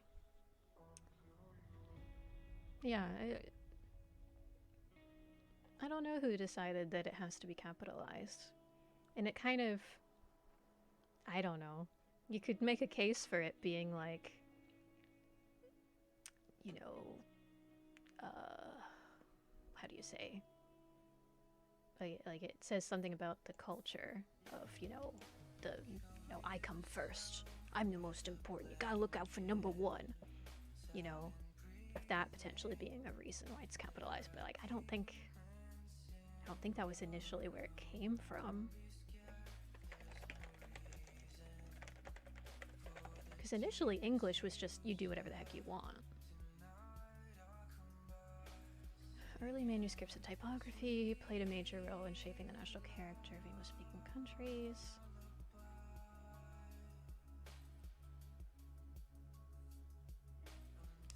It looks like there's a whole history of it that I don't want to read right now. I don't know why we do that. When people spell it as a lot. Yeah. Yeah.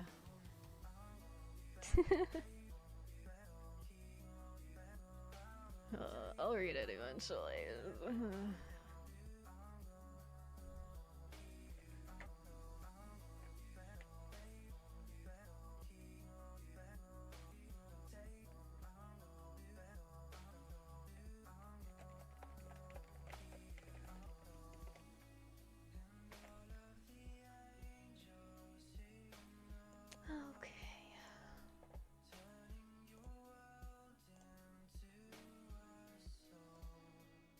Looks like we are almost ready to do the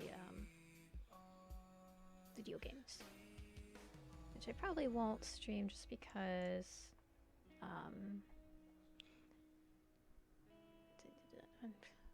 I don't see if that many words on the word. Yeah, I could do that. I could do that. I would weirdly have fun with that. But yeah, in the evenings I generally play this one video game with some friends. It's called Arcade. Very good stuff. But we're usually in voice chat for that, and some of them are not super keen on being in the stream. So I will probably have to end in a couple minutes here as it's loading in, so that we can do that. Gonna run some dungeons and do some little daily stuff. Yeah. Have you ever played Arcade? It's a good game, but man, it's like a commitment, you know? Which can be good. PC doesn't really. Oh, I guess that's, yeah. My friend, one of my friends that plays it, she plays on a laptop, and it's pretty rough. I mean, with the lowest settings, it should run, but yeah, not very well, I guess. Sad League of Legends player. Oh no. Never heard of it till today. It's definitely a good game. I mean, if you like MMOs, it's like how do you even? It's like a hidden gem, you know? Because right now there just aren't good MMOs out there. But there's Arcade, and it's so much better than most of the MMOs that I've played. I mean, there's just so freaking much to it.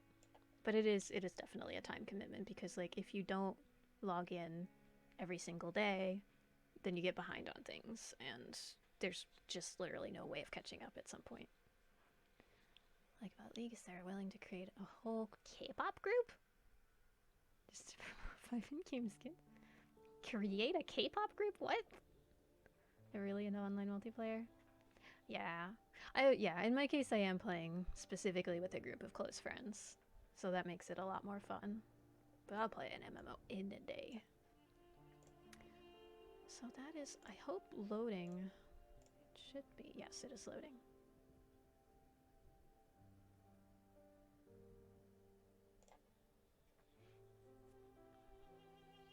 KDA/more. Interesting. So it's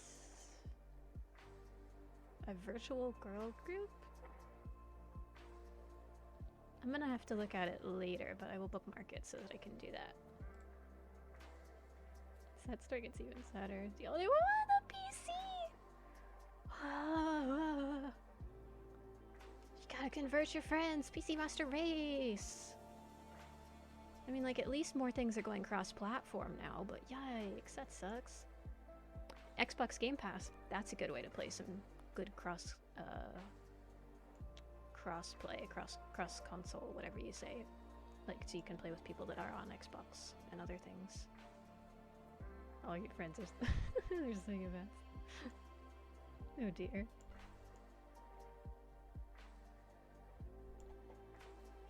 Okay, I don't think I'm gonna make any more progress with this, so I need to just save it. Is it saved already?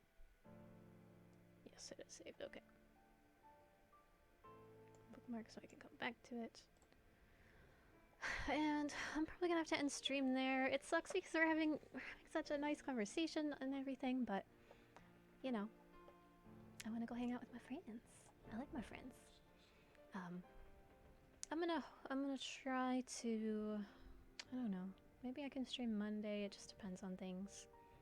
Next couple days are dealing with parents, but you know, trying for years to get your friends. Aw, thank you. Yeah, I appreciate that. It's nice of you to say. Yeah, it was so nice talking with you guys. Thank you for hanging out. You know, just it was a weird stream, but it was fun. I enjoyed it. Yeah, I hope to see you again another time. Maybe do some games one of these days. I mean, I usually stream games. Just today had other stuff to do. Where's the window capture so we can get rid of that? There we go. Alright. Night. See ya.